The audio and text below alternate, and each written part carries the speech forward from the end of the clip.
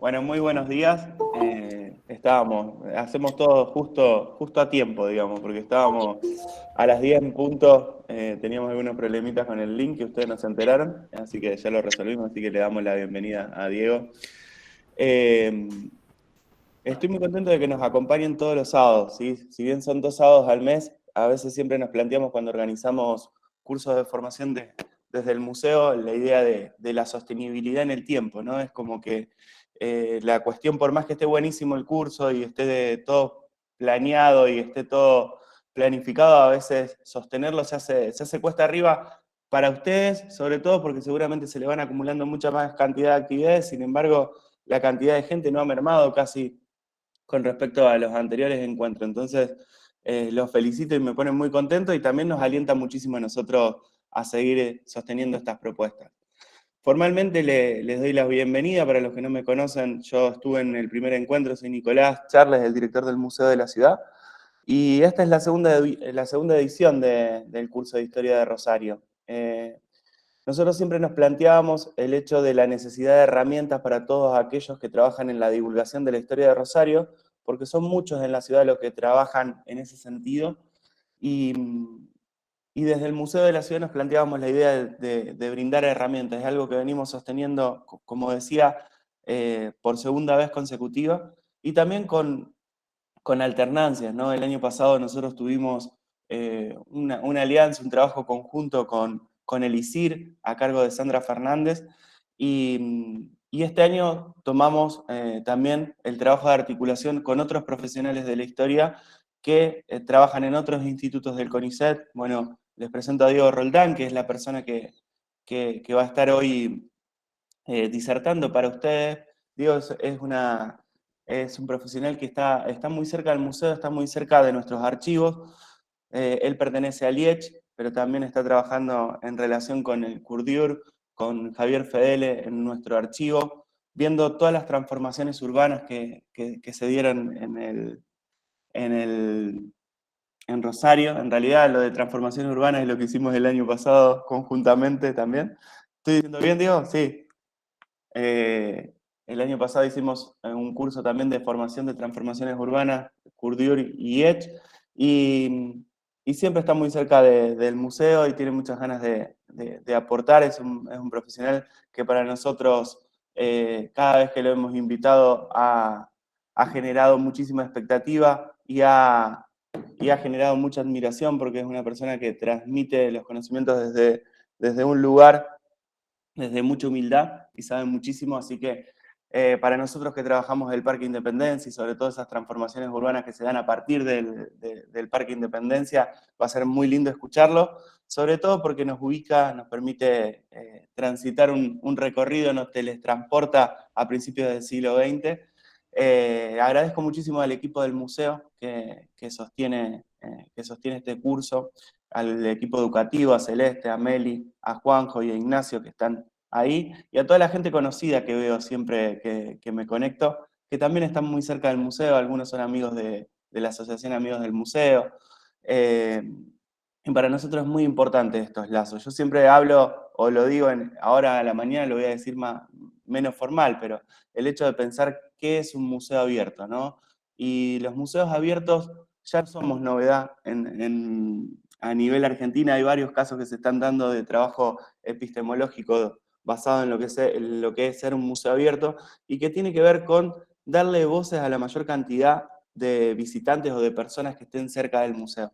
Creo que eso es algo que venimos haciendo desde hace unos años y creo que lo venimos logrando. Creo que eso es la mayor satisfacción que tenemos como museo de la ciudad, y esto es un encuentro que es para eso, ¿no? Para transmitir conocimientos, para generar divulgación, para profesionalizar, sobre todo herramientas para que ustedes sigan divulgando y multipliquemos el conocimiento sobre la historia de Rosario, pero también para que estén cerca del Museo de la Ciudad. Así que, Diego, como siempre, para mí es verdaderamente un placer. Antes le voy a dar la palabra a Cele, que seguramente te va a presentar bien y más con tu currículum, pero te agradezco siempre por la excelente predisposición, por estar ahí muy cerca de nosotros. Un abrazo grande a todos y a todas, y que tengan una buena mañana. Bueno, hola, muy buenos días. Bueno, un gusto volver a estar en esta mañana con todos ustedes. Antes de comenzar con la charla de Diego, recordarles algunas cuestiones, como por ejemplo, bueno, que sigue abierto el foro número 1 de la plataforma educativa, correspondiente a las dos primeras charlas, la de Mario Gluck y Agustina Prieto. Ahí pueden resolver la consigna que les planteamos. Hasta el viernes 27 a la noche va a estar habilitada, así que les pedimos por favor si pueden participar. Y bueno, ahora sí, cualquier duda, consulta, recuerden, las vamos a hacer a través del chat, de los mensajes de la llamada, así no interferimos en el conversatorio de Diego, después seguramente él va a dar un espacio para las preguntas hacia el final, ¿sí? Bueno, vamos a empezar entonces con la presentación. Diego Roldán es profesor de Educación en Enseñanza Media y Superior en Historia, también es licenciado en Historia y doctor en Humanidades y Artes. Es investigador independiente de CONICET y bueno, justamente como mencionó Nicolás recién, su especialidad son los estudios urbanos. Ha escrito numerosos libros, artículos, muchos de ellos son de referencia para quienes trabajamos en el Museo de la Ciudad. Y bueno, la charla de hoy justamente se llama Extensión Urbana, Espacios Verdes y Sociabilidades Recreativas, el Parque de la Independencia entre 1900 y 1940. Bueno, ahora sí, Diego, bienvenido, muchas gracias nuevamente y te doy la palabra. Bueno, muchas gracias Nicolás y Celeste, muchas gracias por la presentación, por las exageraciones también. Y bueno, en líneas generales lo que vamos a hacer hoy es hablar un poco acerca del parque de la Independencia, ¿no? Que es un parque que tiene una historia muy vasta, o sea, tiene 120 años ya, y al mismo tiempo es un parque que hace muy poquito tiempo, para los que son de Rosario, las que son de Rosario lo habrán podido ver, incluso lo habrán podido transitar, estuvo como siendo un espacio muy vibrante con los Juegos Sudamericanos de la Juventud, ¿no? Que se realizaron en la ciudad y se realizaron en ese espacio. Una de las cosas que uno puede pensar rápidamente al ver esos juegos y contemplar ese espacio es cómo se aprovechó en esa instancia el equipamiento histórico deportivo que el parque contaba, ¿no? Y en alguna medida eso es una manera, digamos, de las muchas que hay para intentar pensar en la historia del parque. A mí me interesaba justamente pensar la historia del parque alrededor de ciertas huellas que las materialidades físicas, urbanas de la ciudad, y en especial del parque, van dejando y que de algún modo nos pueden indicar en un recorrido a veces. Hay zonas que son más modernas, hay zonas que son más antiguas, pero un parque que tiene 120 años tiene como distintas capas de ocupación, ¿no? Es como una especie de gran escenario que al mismo tiempo es un rompecabezas. De cualquier modo, estas historias, digamos, del parque han sido construidas desde diversos puntos de vista. Yo no diría que la historia profesional ha sido la que más se ha dedicado a esto, ¿no? Más bien lo contrario, diría, ¿no? Hay un montón de trabajos.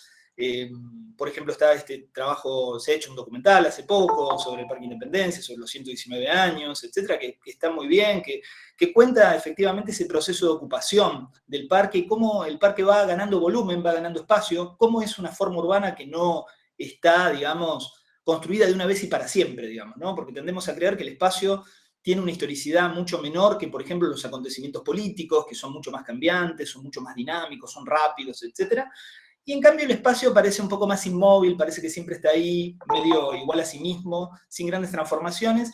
Y lo que podemos observar en un periodo largo, como los 120 años del parque, es justamente una cierta efervescencia, una cierta transformación. Es un espacio que, por cierto, también hay que recalcarlo, fue renovado, digamos, recientemente. O sea, es un espacio que cuenta con mucho tiempo de recorrido, pero que no todas sus estructuras fueron atendidas de la misma forma a lo largo del tiempo, digo, especialmente los espacios que fueron restituidos al municipio al culminar el siglo XX, como los espacios de la sociedad rural y los espacios del Jockey Club, han sido renovados fuertemente. También ahí pudimos conocer sus interiores, especialmente en el vacunatorio que funcionó hasta no hace muchísimo tiempo, hasta hace meses, en los galpones de la rural, que están totalmente recondicionados y rehabilitados.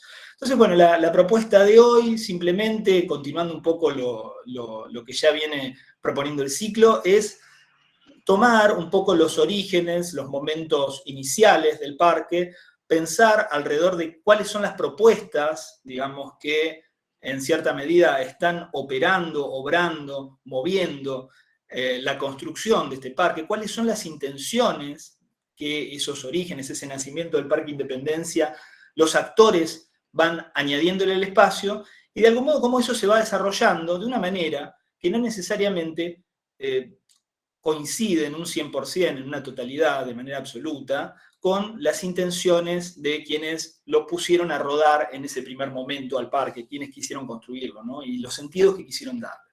Entonces, un poco esa es la propuesta. La propuesta llega hasta 1940, que es el momento en el cual el parque, digamos, comienza en 1900, que es el momento en el que el parque se comienza a construir, 1902 se inaugura, y llega hasta 1940, que es el momento donde el parque ya tiene básicamente la configuración actual, o sea, en general ya ha llegado a su máxima extensión, y también, de algún modo, ese momento también es el momento donde está completo, en líneas generales, excepto algunas innovaciones que, como digo, han surgido hace muy poco tiempo. Es el caso del Centro de Alto Rendimiento Deportivo, que todavía no termina de construirse, pero ahí está ya enclavado. Y del museo, por ejemplo, que es justamente el Museo de la Ciudad, que es de los años 80, si bien utiliza una infraestructura que existía desde hace más tiempo, como es la Escuela de Jardinería, pero de cualquier modo es un espacio que para 1940 tiene una configuración bastante similar a la que hoy conocemos, ¿no? Por lo menos los dos museos ya están ahí instalados, los clubes deportivos están también instalados, existe el Rosedal, etc., ¿no? Y la idea es tratar de ver cómo se fueron generando, cómo se fueron produciendo, cómo se fueron asentando estas distintas instituciones y quiénes fueron los promotores de esos asentamientos y cómo fueron utilizados, ¿no? Una de las cosas que a mí me interesaba pensar alrededor del Parque Independencia, por lo que me interesa pensar en este tipo de espacios, es acerca de los usos, digamos, más allá de cómo es ideado el espacio, cómo es concebido, qué ideas están detrás de la elaboración de estos espacios. Más bien lo que me interesa también es saber cómo fueron utilizados, cómo fueron aprovechados, quiénes ingresaron en esa utilización y qué sentidos y prácticas de algún modo van atribuyendo al espacio. Porque es justamente ahí, en esa confluencia, en ese embarañamiento que a veces se produce entre lo que se diseña y la ocupación, el uso, las prácticas que se desarrollan en esos espacios, lo que nos va dando el perfil de un lugar, ¿no? Cuando yo estudié el Parque Independencia, ya hace bastante tiempo, eso fue parte, digamos, de mi tesis doctoral, una de las partes de mi tesis doctoral, que lo que yo intentaba hacer era estudiar el tiempo libre en Rosario, de los sectores populares.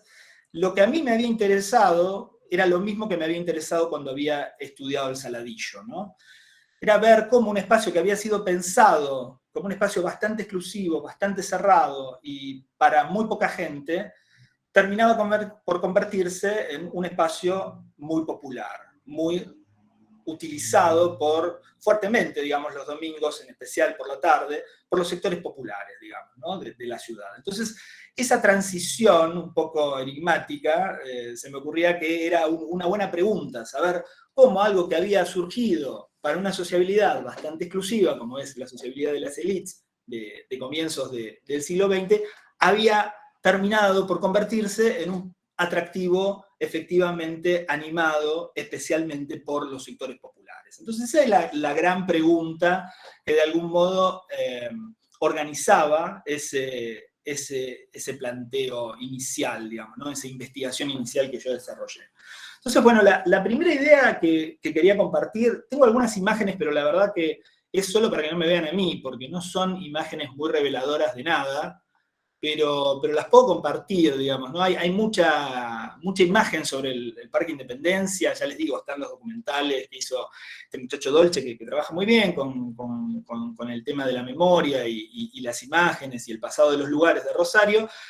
Así que no es un gran aporte, no voy a hacer análisis de las imágenes, etcétera, sino que más bien vamos a trabajar un poco más en una dinámica de la palabra. Así que bueno, pero igual les voy a compartir simplemente para que no tengan que sufrir la visión de mi rostro durante toda la jornada, algunas imágenes. Ahí supongo que se está empezando a abrir. Ya se puede visualizar, bueno, perfecto. Entonces, esto es, digamos, la imagen que que les comparto es la del Boulevard Oroño, ¿no? Que es justamente uno de los puntos a través de los cuales se empieza a pensar el parque, que son de mediados del siglo XX. Rosario tiene una configuración especial. Yo lamento no haber puesto entre las imágenes un plano. Tiene una configuración especial que es una de las poquísimas ciudades que tiene lo que se llaman bulevares de ronda. O sea, es una ciudad que está de algún modo enclavada, digamos, la relación con el puerto es la condición de posibilidad de la urbanización, o sea, Rosario nace de su relación con el puerto, y ese puerto de algún modo está delimitado urbanamente, la influencia de ese puerto en un momento inicial, a través de estos dos bulevares de ronda, el santafesino y el argentino, que luego son Pellegrini y Boulevard Oroño, ¿no? Entonces esa idea que también es muy inicial, digamos, son bulevares que se desarrollan casi al mismo tiempo que los bulevares haussmannianos de París, aunque con una escala muy inferior, digamos, ¿no? 32 metros de ancho en los bulevares de Rosario frente a 150 metros de ancho, ¿no? O sea, hay una escala ahí claramente diferente, hay una presencia, digamos, del mercado inmobiliario distinta, ¿no? Que es lo que está trazando ese damero, que es un damero abigarrado, como ustedes habrán visto en el centro de la ciudad, donde transitar es muy difícil, ¿no? Las calles son más bien estrechas, no hay una gran amplitud. De hecho, cuando se intentó o se desarrolló toda esta idea de democratizar y multiplicar los medios de transporte que iban a atravesar el centro de la ciudad, hubo que hacer ensanches, hubo que hacer modificaciones en la forma, digamos, en que se administraba el ejido urbano del centro de la ciudad, que es un centro compacto y crecido en altura después de los años 40, 50, eso empieza a ser como la gran tónica de ese espacio. Entonces, los bulevares son los que marcan esa primera línea, digamos, ese primer anillo de la ciudad. El parque, justamente, lo que hace es ubicarse en el vértice, en uno de los vértices, digamos, en el vértice de la confluencia de estos dos bulevares, ¿no? Pero sacando un poco la lente de observar el problema del parque en Rosario, uno podría decir por qué es importante desarrollar parques en las ciudades. Y eso básicamente hoy en día uno lo vería mucho más vinculado al discurso del urbanismo, la planificación, la arquitectura. Y en realidad a comienzos del siglo XX, o fines del siglo XIX para ser más preciso, ese discurso estaba mucho más ligado a las ideas, a las nociones que del espacio urbano tenía aquellos que intervenían con mayor potencia desde el punto de vista intelectual en el trazado de las ciudades. Los que diseñaban las ciudades en ese momento no eran arquitectos y no eran urbanistas porque el urbanismo, de hecho, todavía no existía como disciplina. Quienes se encargaban de ese tipo de menesteres eran los médicos. Entre 1876 y 1878 se publican en la Argentina dos libros, uno de Guillermo Rawson, y el otro de Eduardo Wilde, que se titulan Curso de Higiene Pública y que de algún modo tienen la higiene pública como protagonista. La higiene pública, que es parte o hace parte del higienismo, que es un discurso muy importante dentro de las ciencias médicas y que hace que los médicos sean no solo médicos, sino también hombres de Estado, políticos, ¿no? Plantea básicamente lo que estos hombres llamaban la higiene de los pobres, ¿no? El higienismo estaba muy centrado en lo que ellos denominaban una medicina para los pobres. Y básicamente eso tenía que ver con tratar de sanear las zonas urbanas. En especial ellos estaban preocupados por los lugares donde residían los sectores populares. Esa residencia de los sectores populares era una residencia un poco, hoy diríamos, insalubre, y en ese entonces era bastante estigmatizada, ¿no? Ahí en algunas fuentes uno puede leer que, por ejemplo, Guillermo Wilde en el curso de Higiene Pública dice: allí en los arrablales se aglomera todo cuanto hay de malo, de inmundo, de miserable, de corrompido y de malsano. Allí ya podemos decir la espuma de la ciudad, lo que arrojan sus calles centrales, lo que rechaza sus casas lujosas o decentes, tanto en materia de industria, de profesiones, de medios para ganarse la vida, como de establecimientos de perversión y de insalubridad.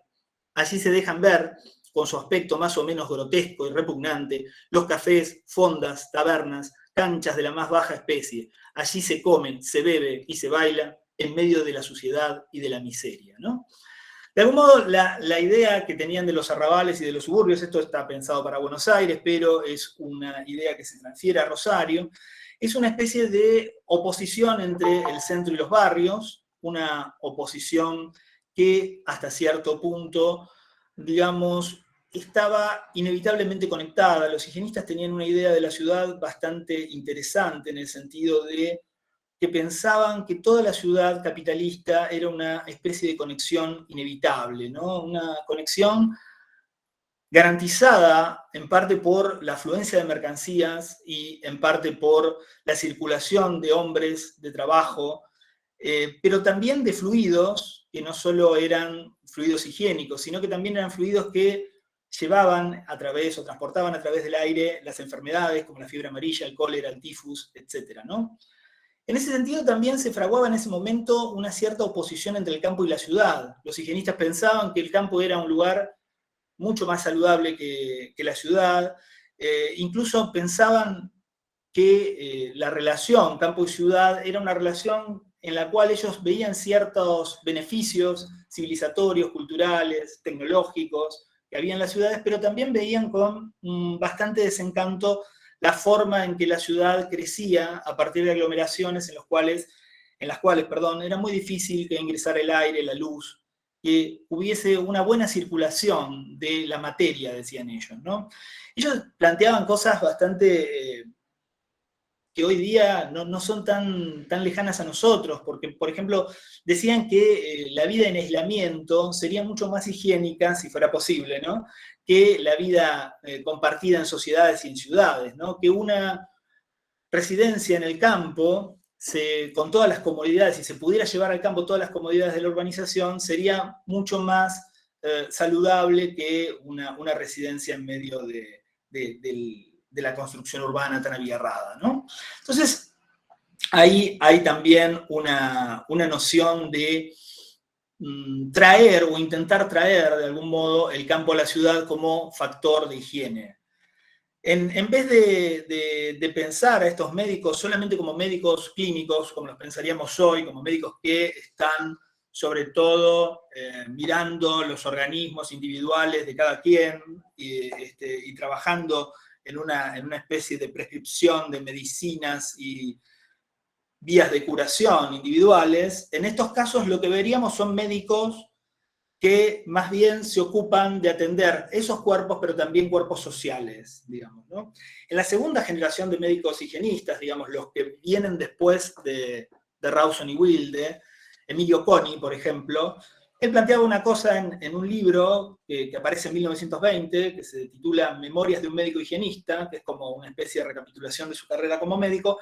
Él dice, en vez de ser médico de enfermos, como serían los médicos más convencionales, dice, he sido médico de ciudades, ¿no? Como demógrafo, dice él, higienista y puericultor, ¿no? Como que él en realidad no se dedicó solamente al organismo humano, sino a un organismo mayor, que es el organismo urbano. En cierta medida ahí hay una analogía que es muy interesante y que tiene muy larga vida en el pensamiento urbanístico y en el pensamiento médico, o sea, en lo que se piensa sobre las ciudades y en lo que se piensa desde la medicina sobre las ciudades, pero también en los primeros pasos del urbanismo, que homologa, que pone en relación, que establece una especie de analogías entre la ciudad y el cuerpo humano, ¿no? Entonces ahí hay, los pulmones son los parques, los mercados son el estómago, el sistema digestivo, para decirlo de algún modo, etc., ¿no? Hay como toda una serie de espacios que de algún modo son pensados en términos de un mapeo del cuerpo humano también, ¿no? Como análogos, ¿no?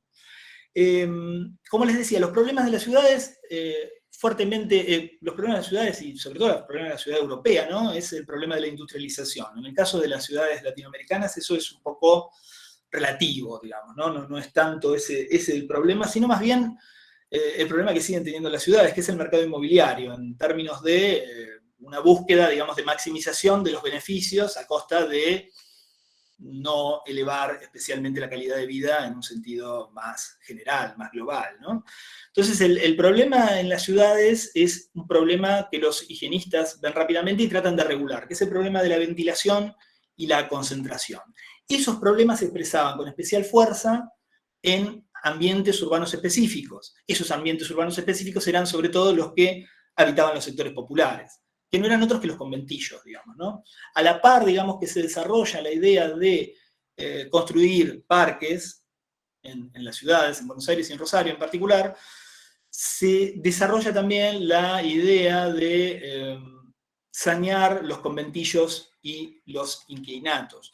De algún modo, el parque y el bulevar, los dos dispositivos, el bulevar como una calle ampliada, ensanchada, capaz de no solo mejorar la circulación de mercancías, sino también mejorar la circulación del aire, ¿no? Mejorar la circulación de la fuerza de trabajo, mejorar la circulación, como diría Walter Benjamin en su estudio clásico, y Engels también en su estudio sobre la cuestión de la vivienda, mejorar también las relaciones entre esos barrios populares y las fuerzas policiales que tenían que ir a reprimir en caso de que hubiese algún tipo de revuelta o levantamiento, ¿no? Y el parque y el bulevar eran entonces una propuesta, una respuesta, una forma urbana, un dispositivo capaz de atenuar los efectos negativos que en la salud de la población podían tener espacios tales como los conventillos, ¿no? La vida en los conventillos era una vida bastante poco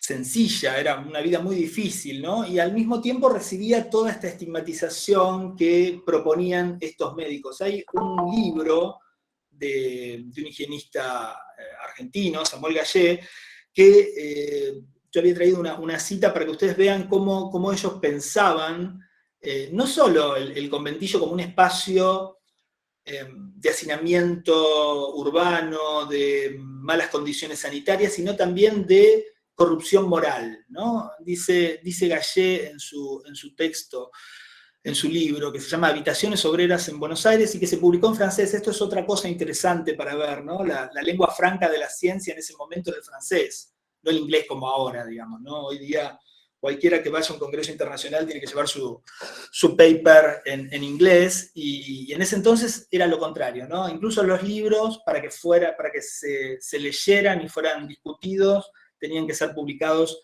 en francés, ¿no? Y este libro de Samuel Gallé dice una cosa así sobre los conventillos: quien penetre en esos antros de miseria que se llaman en Buenos Aires conventillos se llevará una impresión tan dolorosa que jamás podrá olvidarla.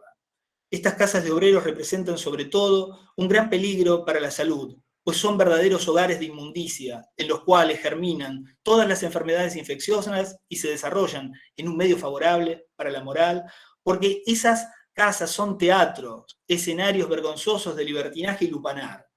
Crimen y miseria son dos hermanos malvados. La vivienda obrera puede ser habitada por gente honesta, laboriosa, que vive con su familia, pero también existen los malos sujetos, los ladrones y los asesinos. Se reprocha que las casas en malas condiciones incitan al obrero a vivir más en el cabaret que en su hogar, el cual solo le sirve para dormir, cuando el cabeza de familia se ausenta tanto del hogar y se relaja su disciplina laboral, nada bueno puede aguardar al desarrollo moral de su mujer y su hijo, ¿no?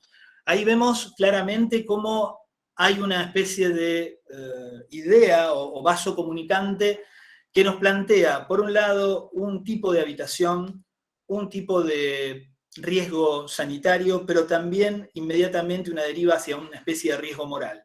Existe un libro de Sandra Gayol que se titula, creo no errar, Hombres, Honor y Cafés en Buenos Aires, que trabaja sobre el siglo XIX y que justamente muestra cómo, debido a las malísimas condiciones de espacio y de convivencia que tenían los conventillos, con piezas muy pequeñas donde se cocinaban en los patios, había muy pocos grifos de agua, las condiciones de higiene, tanto sea para la evacuación de esos cuerpos como fuera para la limpieza, eran muy malas, hacía que la gente que vivía ahí tuviera como una gran propensión a visitar los bares, ¿no? A ir a los bares. Esto tenía que ver básicamente no con una fascinación por el alcohol necesariamente, sino también con el alcoholismo, que era un gran problema de los higienistas de este tiempo, también tenía como una especie de causa urbana. También pensaban ellos que había algo de ese espacio que generaba ciertas relaciones familiares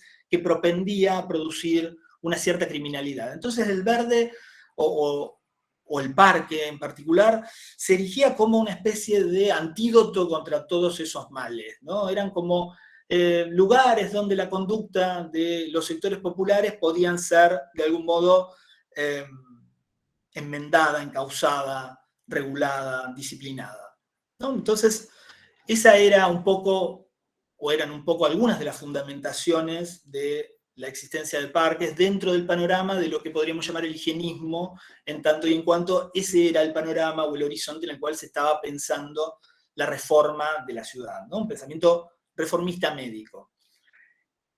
El punto quizá de diferencia bastante evidente entre estas ideas y lo que termina trazándose como parques en las distintas ciudades tiene que ver con, sobre todo esto que habíamos dejado cuando empecé a hablar de la medicina, habíamos dejado atrás, digo, ¿no? El problema de la localización, dónde van a estar los parques y cómo esa localización permitía hasta cierto punto, o de algún modo, no sé si permitía, pero sí como que generaba ciertas condiciones o favorecía cierta accesibilidad o que ciertos grupos sociales accedieran a ese espacio, ¿no? Entonces ahí en el siglo XIX, en Buenos Aires, a fines del siglo XIX, se produce un debate después de la epidemia de fiebre amarilla, esto también hay que decirlo, digamos, son las epidemias las que generan también una importante reflexión sobre estos espacios y la posibilidad de invertir dinero para producirlo, porque son costosísimos, ¿no? No es algo que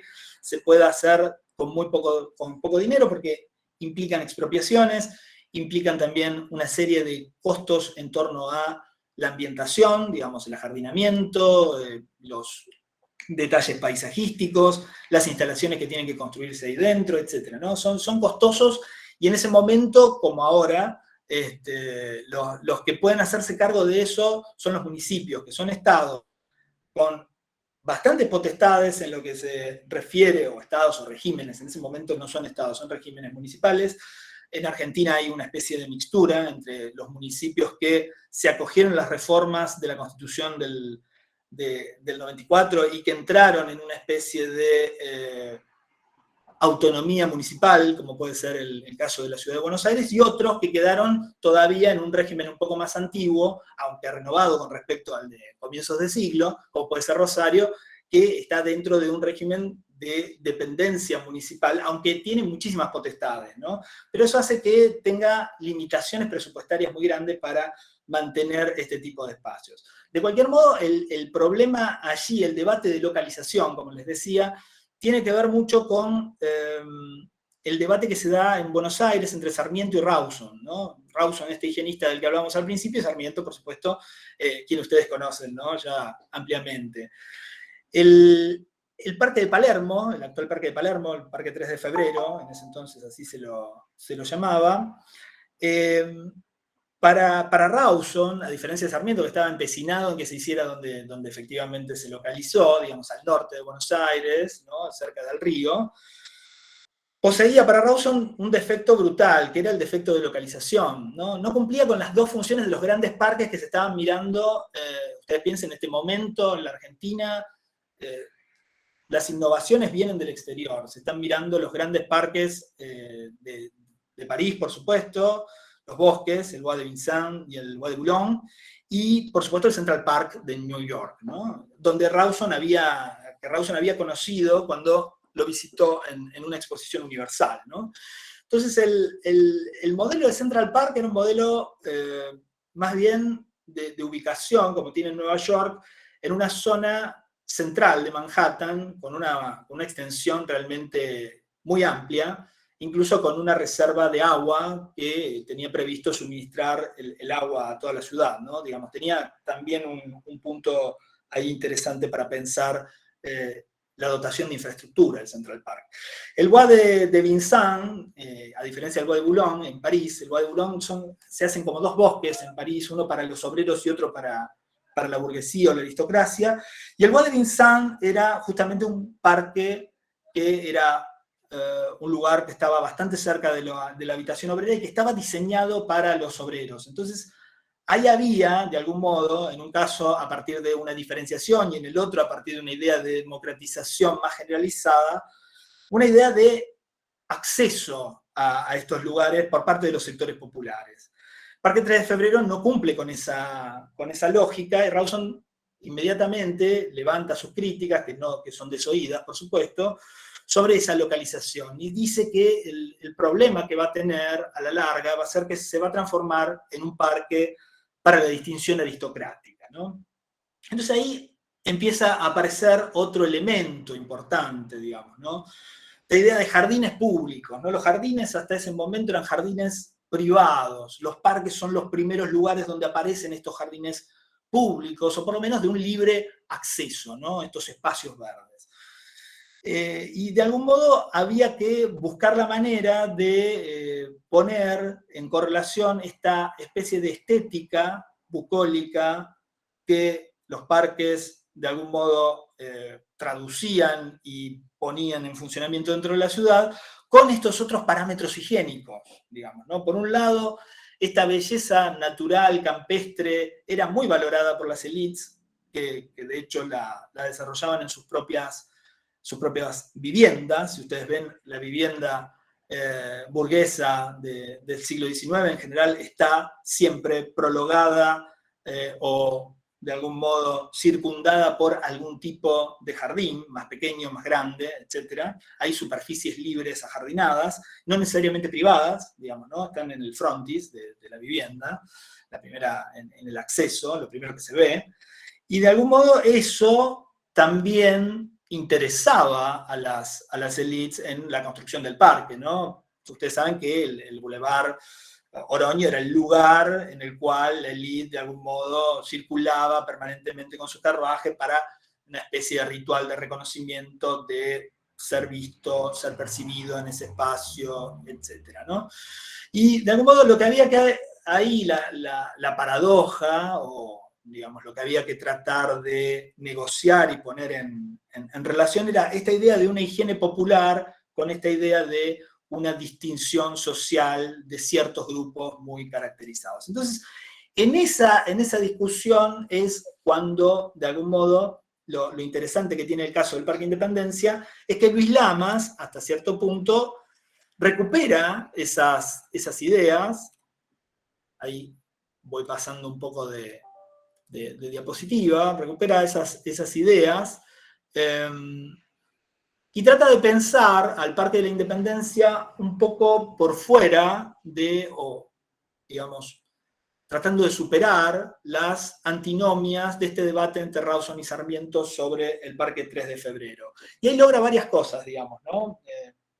En términos de la localización, que en ese momento se plantea que es equidistante y democrática. En realidad, geográficamente el parque se ubica en el centro de la ciudad, uno podría decir, en ese momento sobre todo, piensen, todavía no está Alberdi al norte, eso ocurre bastante después, en 1919, lo más al sur que hay es Saladillo, y el crecimiento hacia el oeste va hasta Belgrano, pero es muy incipiente, ¿no? Y esto de que hay un sur que llega hasta Saladillo, bueno, habría que ver hasta dónde ese sur que llega hasta Saladillo es continuo, ¿no? Hay mucha discontinuidad en la urbanización, ¿no?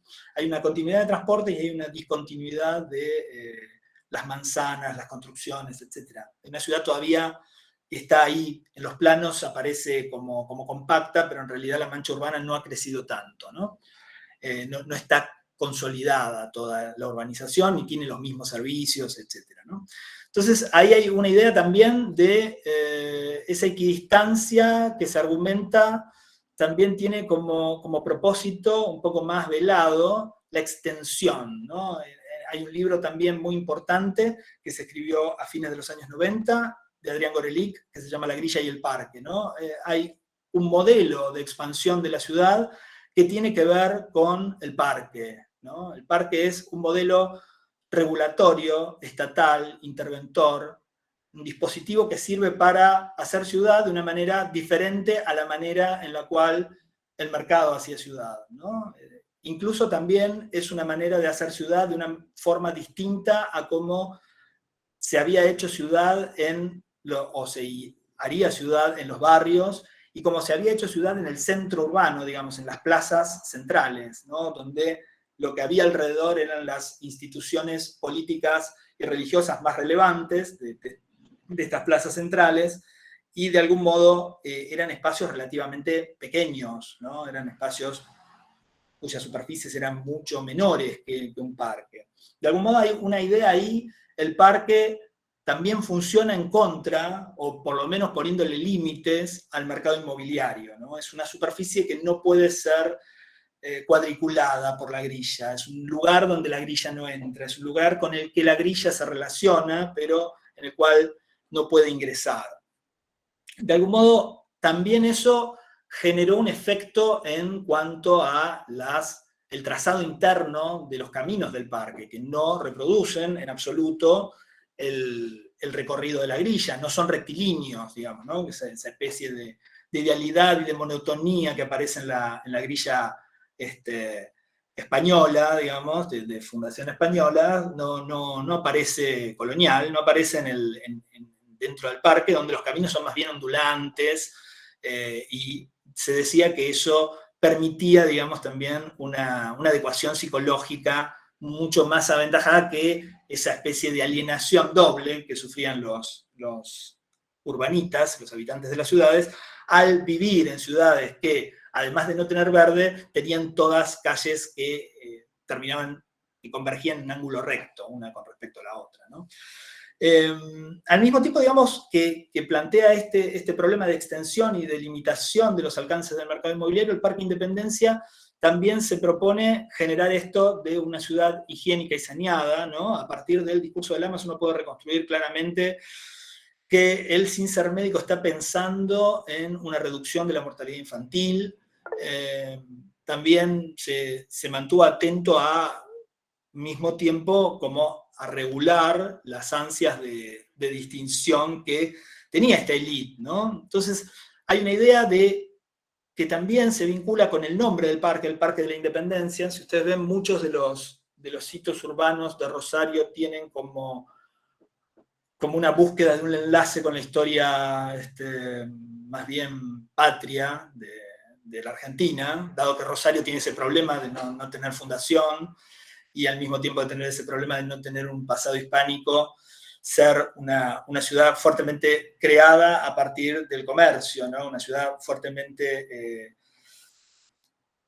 de algún modo, acunada por el puerto y los ferrocarriles, y no ser una ciudad que tiene como algún tipo de pasado y que tiene una especie, en ese momento sobre todo, una especie de orfandad cultural, ¿no? Hay un libro que se publicó en 1910 de Manuel Gálvez que se llama El diario de Gabriel Quiroga, que de algún modo lo que hace es mostrar cómo hacia el centenario Rosario, en buena parte del libro, digo, no está dedicado a eso, pero Rosario es una ciudad sin alma, decía Gálvez, una ciudad mercantil, una ciudad de Fenicia, ¿no? Donde no había ningún tipo de espiritualidad. Toda esa espiritualidad, de algún modo, o todo ese pasado colonial estaba en Santa Fe, decía él, que era como la verdadera heredera de ese pasado hispánico. Ahí también está 1910, 1908, ¿no? La fundación de la Liga del Sur y el problema norte-sur en la provincia, esta provincia con bicapitalidad, una capital económica y una capital política, y esta especie de pujanza muy grande de Rosario en términos económicos, que de algún modo nunca consigue, todavía hoy, traducirse correctamente en el plano político, ¿no? Siempre queda como detrás en ese escenario. Entonces ahí hay también esta idea de que el parque viene a suavizar la imagen mercantil o propiamente mercantil de la ciudad, ¿no? Y generar otra especie de ambientación. Hay que decir también que el parque, en ese lugar de confluencia del Boulevard Argentino y Santafesino, ¿no? De Oroño y Pellegrini, fue presentado por primera vez un poquito antes que Lamas lo presentara en 1900. En 1897, Alberto J. Paz, que era otro intendente también bastante activo, lo intenta presentar. Ahora, ahí, ¿por qué fracasa ese proyecto y triunfa el otro? Bueno, una de las claves es el apoyo provincial, ¿no? Y ahí vemos ya también entramos un poco en esto que hablábamos, ¿no? De dónde salen los fondos, quién puede financiar las expropiaciones, cuáles son los gobiernos que tienen las potestades. Y ahí las cámaras legislativas eran indispensables, digamos, para iniciar las expropiaciones, ¿no? El municipio de Rosario, o el régimen municipal de Rosario, era incapaz de asumir ese tipo tanto legislativamente como económicamente, era totalmente incapaz de poder determinar eso, ¿no? También hay algo que es interesante, por qué Lamas se transforma como en uno de esos intendentes de Rosario del principio del siglo muy, muy importantes. Básicamente porque tiene una continuidad en el gobierno inusitada, ¿no? Él está ahí entre 1898 y 1904, lo cual es muchísimo tiempo. En general los intendentes duraban bastante poco y a medida que entremos en el siglo XX eso va a ser todavía más marcado, duran muy poco, sobre todo porque es un cargo en el cual, digamos, se coloca al intendente por acuerdo del gobernador, es el gobernador el que nombra al intendente, no es un intendente elegido democráticamente, eso se mantiene así hasta 1962, donde se reforma la Constitución y el cargo es electivo, mientras que en el periodo previo el cargo era, digamos, designado directamente por el gobernador, ¿no? Y esa estabilidad en el cargo, me parece, en el caso de Lamas, se puede atribuir, por un lado, a cuestiones institucionales y políticas, ¿no? En el ámbito local, Lamas era miembro de instituciones muy, muy importantes como el Jockey Club y la Sociedad Rural de Rosario, y en el campo provincial siempre tuvo una muy buena relación con el gobernador Iturraspe, quien de algún modo fue su promotor o el promotor en la provincia de los intereses de Rosario, en especial los que Lamas planteaba, ¿no? Entonces, la fundamentación de la ordenanza que Lamas señala, de algún modo, o con las cuales, las fundamentaciones con las cuales él plantea al Consejo Deliberante la necesidad de crear un parque Independencia, preveía, recuerden, miembro de la Sociedad Rural y del Jockey Club, el emplazamiento de locales de instituciones, decía él, ligadas a las exposiciones, el ocio y las actividades físicas, ¿no? Entonces hay tres instituciones que aparecen casi en el mismo plano al comienzo. Una es el predio para las exposiciones periódicas de la Sociedad Rural, el otro es el predio, digamos, de las fiestas hípicas del hipódromo, ¿no? Estas dos instituciones son las que aparecen como inicialmente ya, como emplazadas ya ahí, en parte, digamos, por varios motivos, uno podría decir. Por un lado, son instituciones que no solo son instituciones de ocio y sociabilidad, sino también ahí el ocio y la sociabilidad están muy vinculadas con los negocios, ¿no? Se hacen negocios en el hipódromo, se hacen negocios en la sociedad rural, mucho más, de hecho, porque es una exposición de la producción rural, agropecuaria del país, y de algún modo sirve para eso, sirve para hacer negocios hacia adentro y hacia afuera, negocios de casas comerciales y también de exportaciones. Y ahí también está el problema, digamos, que habíamos señalado, que existe entre la higiene y la distinción social, ¿no?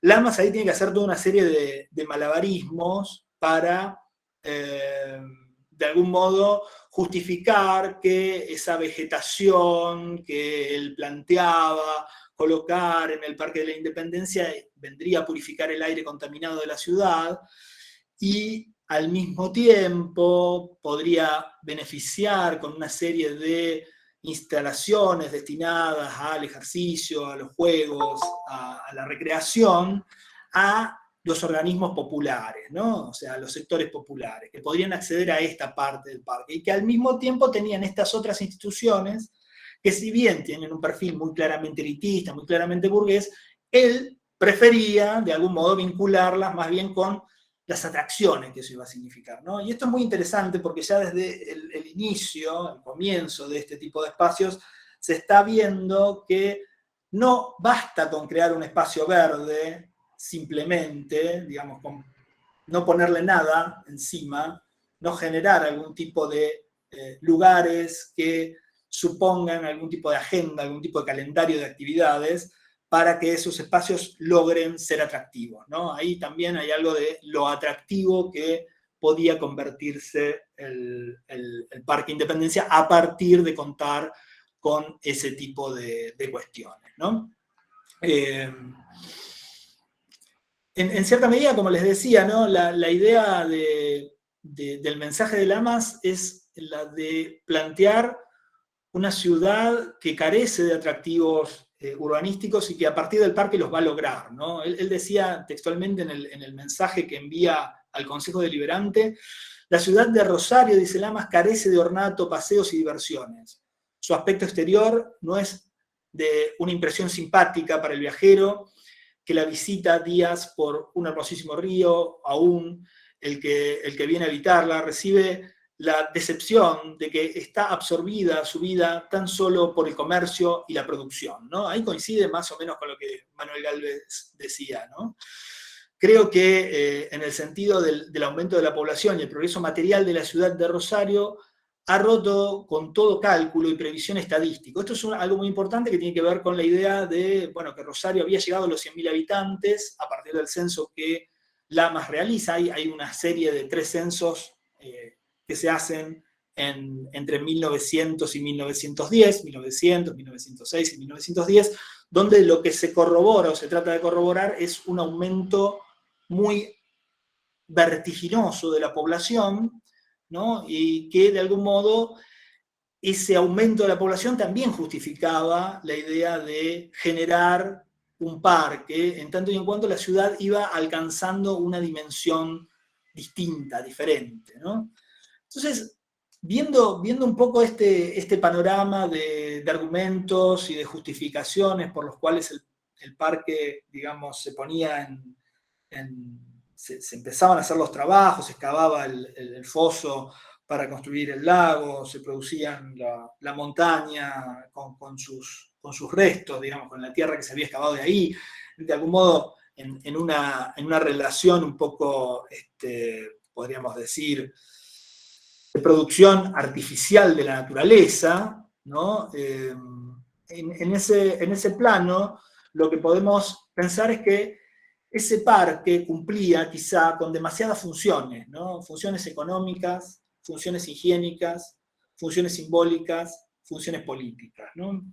Desde el punto de vista higiénico era el pulmón de la ciudad y el lugar que en algún punto iba a alojar, como al Veloz Club, me había olvidado del Veloz Club, que es una de las instituciones que también está a comienzos, pero que se va rápidamente, digamos, que rescinde la posibilidad de estar en un club de ciclismo, básicamente, en el parque. Alojar clubes deportivos, ¿no? Para mejorar la salud física de la población.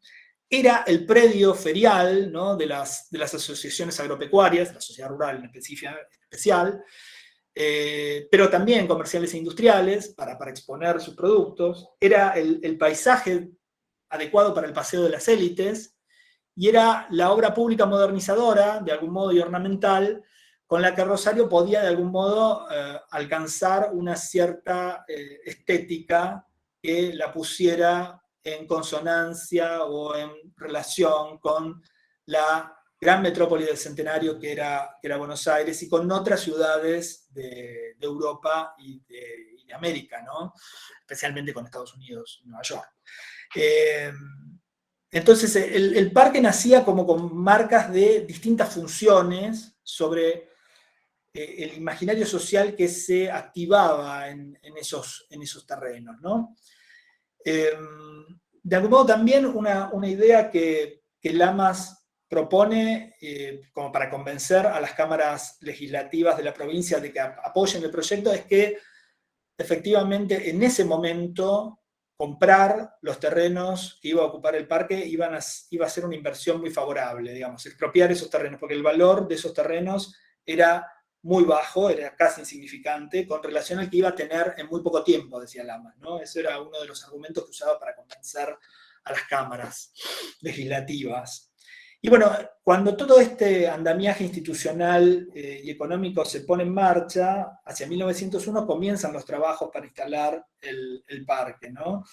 Unos trabajos que tienen que ver con esto que se ve ahí, la excavación del lago y la construcción de la montaña, que como les decía, eran como especie de sustitutos o suplementos artificiales de una naturaleza que no existía, ¿no? Pero también que están mostrando una fascinación por el tipo de accidente geográfico que paisajísticamente es valorado en ese momento y que sigue teniendo un valor, como los cuerpos de agua artificiales y las elevaciones, ¿no? Las elevaciones del terreno.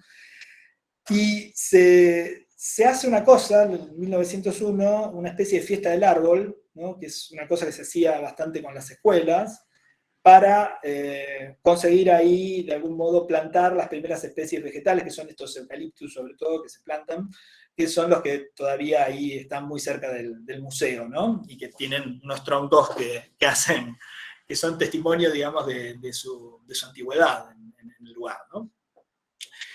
También, de algún modo, Lamas empieza a pensar los términos en 1901 en que se van a instalar esas asociaciones dentro del parque, la sociedad rural, el Jockey Club y el Veloz Club, que son las tres asociaciones que Lamas permite o promueve la instalación. Entonces él dice ahí, el término por el que se han acordado estas instalaciones, o sea, que son concesiones, ha sido teniendo en cuenta los intereses tanto de la municipalidad como de las sociedades que van a efectuar, según los planos de que esta intendencia tiene conocimiento, importantes construcciones que contribuirán al adelanto del gran paseo y lo embellecerán.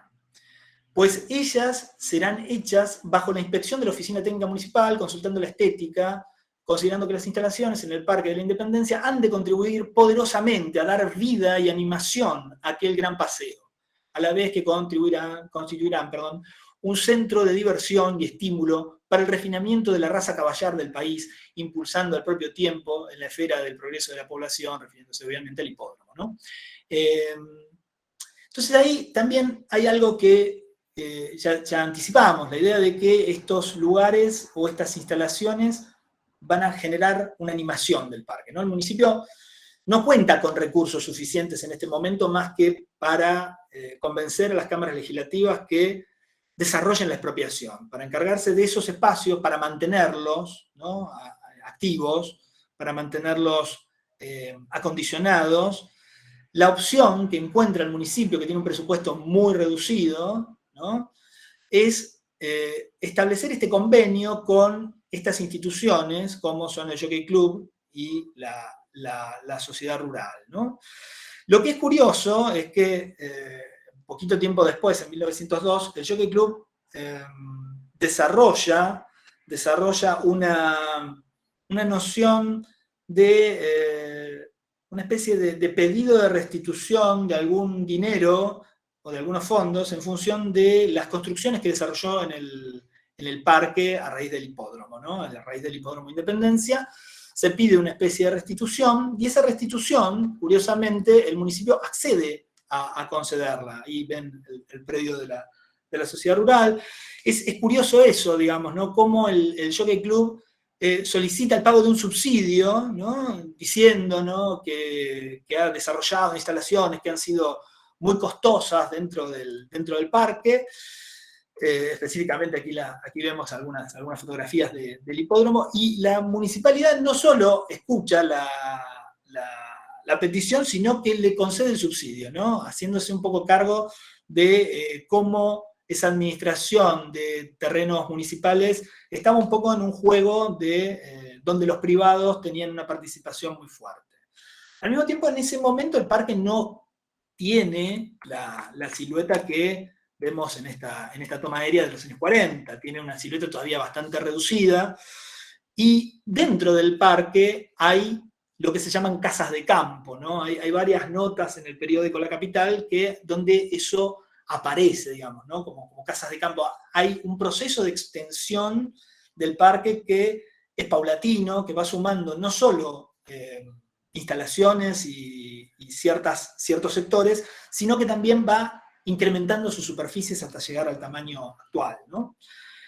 Lo interesante de los usos, que es la segunda parte en la que quiero concentrar un poco la charla, tiene que ver con cómo se fueron administrando ciertas capas de usos alrededor del parque. Cómo después de este momento de algún modo fundacional, donde se describen sus primeras funciones, sus potencialidades, sus posibilidades, sus articulaciones con instituciones privadas o asociaciones privadas, se comienza a diseñar un entramado de relaciones, usos y sentidos alrededor del parque.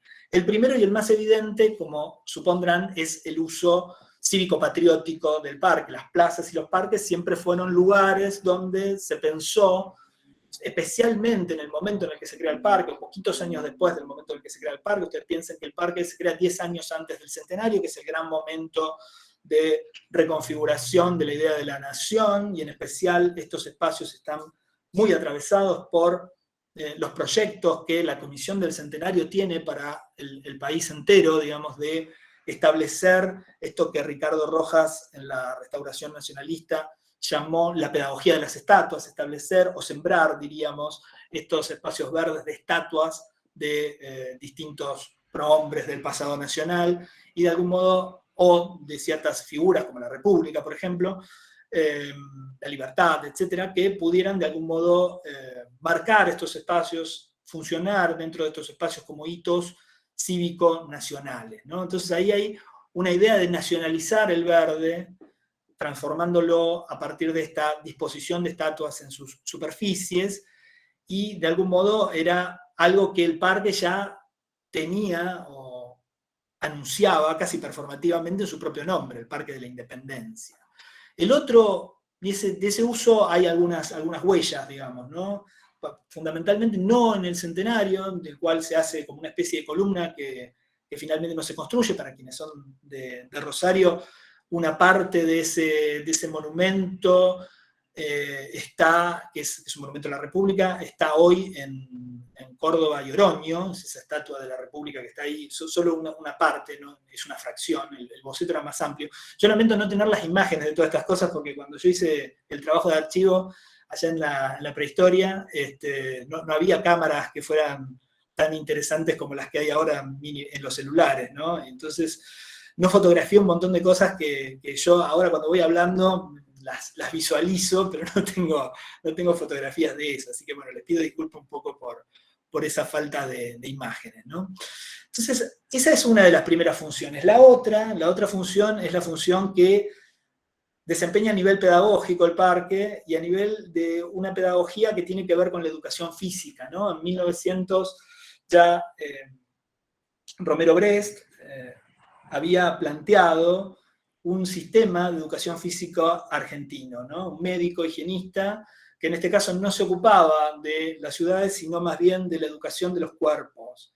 Entonces, para 1906, más o menos, o sea, en ese momento previo al centenario, el inspector de escuelas, que era Luis Calderón, solicita la adjudicación en un sector del parque, que está cerca de lo que hoy conocemos como el estadio municipal, una extensión de terreno para que las escuelas fiscales pudiesen desarrollar allí juegos atléticos, ¿no? Él hablaba de que había alrededor de 15.000 niños en la jurisdicción escolar de Rosario que carecían de un terreno y de instalaciones importantes para desarrollar metódicamente esta enseñanza de la educación física, que tenía un sistema argentino, ¿no? Romero Brest había ideado algo que era bastante interesante y que acá en Rosario tuvo su impacto, que era un sistema argentino de educación física. Había nacionalizado ciertas prácticas del sistema francés, la había combinado con algunas cosas del sistema inglés y por supuesto del sistema sueco, y había generado como una especie de amalgama en ese sentido de un tipo de educación física que él había nacionalizado, ¿no? Pomposamente poniéndole el nombre de Sistema Argentino de Educación Física. También, digamos, empieza a haber muchos pedidos de asociaciones privadas. Cuando el Veloz Club se va en 1904 de las superficies del parque, cuando rescinde su concesión, aparece el Club Argentinos, que hoy es Gimnasia y Esgrima, que cambió el nombre en 1912, que es una asociación que pide ahí su localización y que se le concede, ¿no? Fundamentalmente se piden esos terrenos diciendo, con argumentos muy básicos, ¿no? Que es una asociación de jóvenes entusiastas, dice la comunicación, por los ejercicios físicos, tan necesarios para el desarrollo de las fuerzas, las reuniones que va a desarrollar el centro social, van a contribuir también a la animación del paseo, más o menos en la línea de lo que había sido las justificaciones que Lamas daba para que se instalara ahí el Jockey Club, para que se instalara ahí el hipódromo, perdón, ¿no? La sociedad rural, ¿no? Ustedes ahí en la foto aérea que estoy compartiendo verán que la superficie del hipódromo es bestial, ¿no? Es bestial. En el Parque de la Independencia lleva casi todo, ¿no? Es muy, por supuesto que es por la superficie reglamentaria del disco, ¿no? De las carreras, pero es bestial.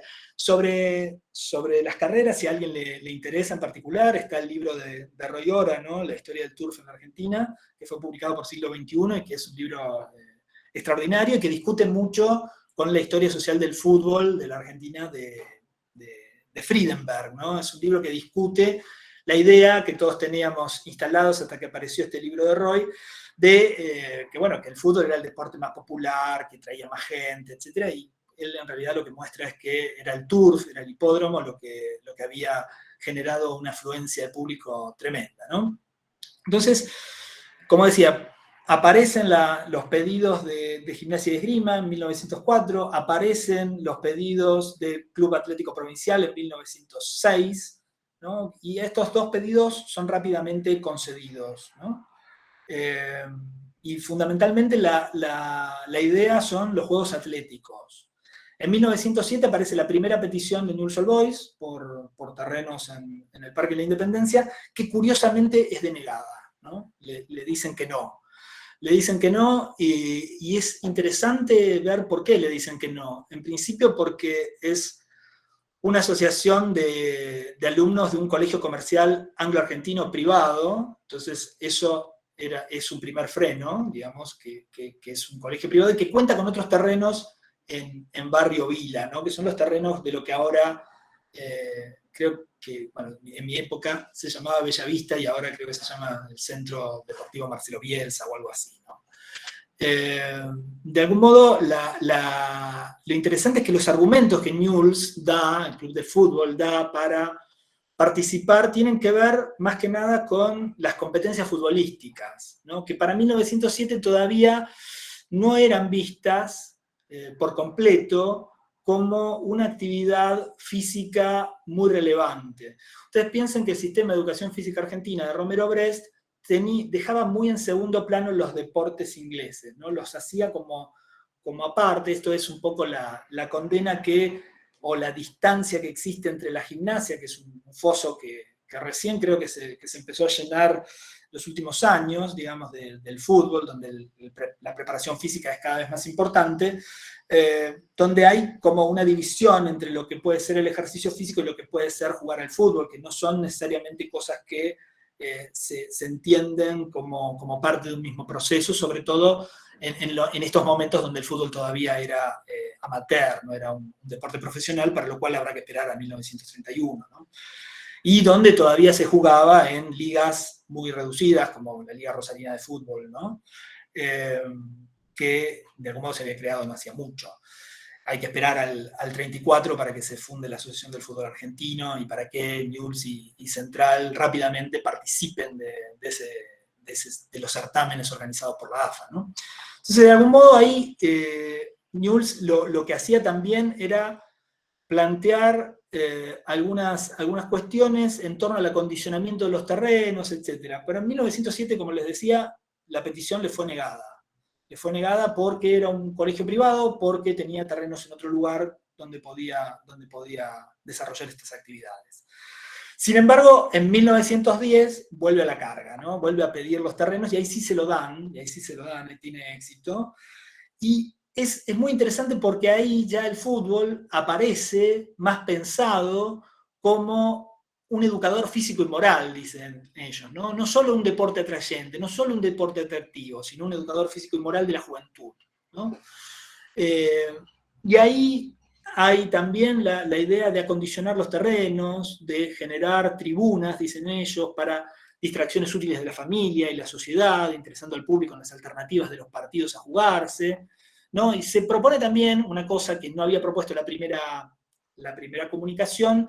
Se propone construir 2 canchas en el terreno que fueran de uso público, ¿no? Cosa que después no van a hacer, por supuesto, ¿no? Pero bueno, al principio sí prometían mantener una especie de cierre relativo del espacio. O sea, era para los socios, para los alumnos del colegio, pero también había un uso público de esas instalaciones que rápidamente, bueno, por la práctica de algún modo fue olvidado, ¿no? Pero ya vemos en 1910 una variación con respecto a cómo en el 7 ellos más que nada lo que decían, bueno, tenemos que competir en el torneo de la Liga Rosarina y para eso nos piden que tengamos un field, como se decía en ese momento, un campo de juego reglamentario. Pero, bueno, eso no es suficiente en 1907. En 1910 a eso se añade una parte pública de las instalaciones, hacer pública una parte de las instalaciones, y por otro lado, una consideración del fútbol ya no como un deporte medio étnico, medio inglés, sino como algo que empezaba a difundirse en una afición más amplia, ¿no? que es parte, digamos, del proceso de difusión del fútbol en Rosario, ¿no? Que empieza ahí, en 1910, y se hace mucho más fuerte en el 20 y ya queda muy claro en el 30 cuál es su dirección, ¿no? En 1921 hay otra petición del Club Atlético Argentino, Belgrano, perdón, el Club Atlético Belgrano, que pide también los terrenos, y ahí directamente se le dice que no, ¿no? Se le dice que no, y eso tiene que ver con una idea también muy importante que empieza a aparecer en este momento en la concepción del municipio, acerca de la no conveniencia de instalar tantos clubes, tantas asociaciones privadas dentro del parque, ¿no? En 1923 hay una comunicación de Parques y Paseos que dice textualmente: dentro del Parque Independencia no existe ningún terreno que pueda ser destinado para campo de ejercicio físico. Más de un 75% de la superficie está ocupado por instituciones varias. Y de este 75%, casi la cuarta parte está ocupada por clubes de fútbol, ¿no? Nótese que hay una especie de reserva, por primera vez aparece eso, bueno, no podemos concesionar todo el espacio, pero vuelvo a insistir en lo clara que es la imagen aérea. Nada se dice del hipódromo, que es lo que más espacio consume, y sí se habla de los campos de fútbol, que son bastante menos importantes, ¿no? También en algún momento, en la inauguración, en los primeros momentos del parque, aparece un jardín zoológico, ¿no? Eso es también conocido, que funcionó hasta no hace tantísimas décadas. Me acuerdo que en mi infancia fue un lugar de paseo muy frecuentado por mí, por mi pobre padre, que lo obligaba constantemente a llevarme ahí. Pero ese jardín zoológico alrededor del centenario tiene muchos problemas, ¿no? Lo que yo vi en los archivos era que estaba como muy poco acondicionado, que era unas instalaciones bastante precarias y que tenían muchas dificultades para mantener los animales ahí. Digamos, dificultades de tipo muy materiales, digamos, como la comida de los animales, ¿no? Entonces hay un cierre, un primer cierre del zoológico, y luego se reabre bastante más tarde. En ese momento también es el momento en el que se concesiona el sistema de botes, de lanchitas, en el parque de la Independencia, ¿no? Recuerdo que había alguna comunicación de los dueños de estas embarcaciones en el año 1914, no estoy muy seguro, que hubo una gran tormenta y parece que destruyó buena parte de esas embarcaciones, también pidiendo subsidios para poder continuar con la actividad, ¿no? Y en todos estos casos lo que percibimos es una idea de generar algún tipo de atracción sobre el parque, ¿no? Cuando se cierra el zoológico, lo que aparece como sustituto del zoológico es algo que idea el Círculo de Prensa de Rosario, que es el Jardín para la Infancia, ¿no? Un jardín, lo que luego se conoce como el jardín de niños, ¿no? Que se establece en la zona de la Montañita en especial, ¿no? Y que de algún modo tiene por objetivo estimular tanto el desarrollo físico como psíquico de los niños de manera más sistemática, ¿no? Pero aparece también fuertemente marcado por diversos deportes, como el fútbol, las bochas, el lawn tenis y el cricket, ¿no? Hay una especie de plano, de croquis, que por supuesto no lo tengo, lo he visto en el archivo. Es el único plano, en ese momento, hubo en un momento alguna discusión, yo recuerdo, acerca de quién había diseñado el Parque de la Independencia. Hoy eso está más saldado, todo el mundo sabe, conviene en decir que Héctor Teddy, que es el que firma el plano, es quien lo diseñó.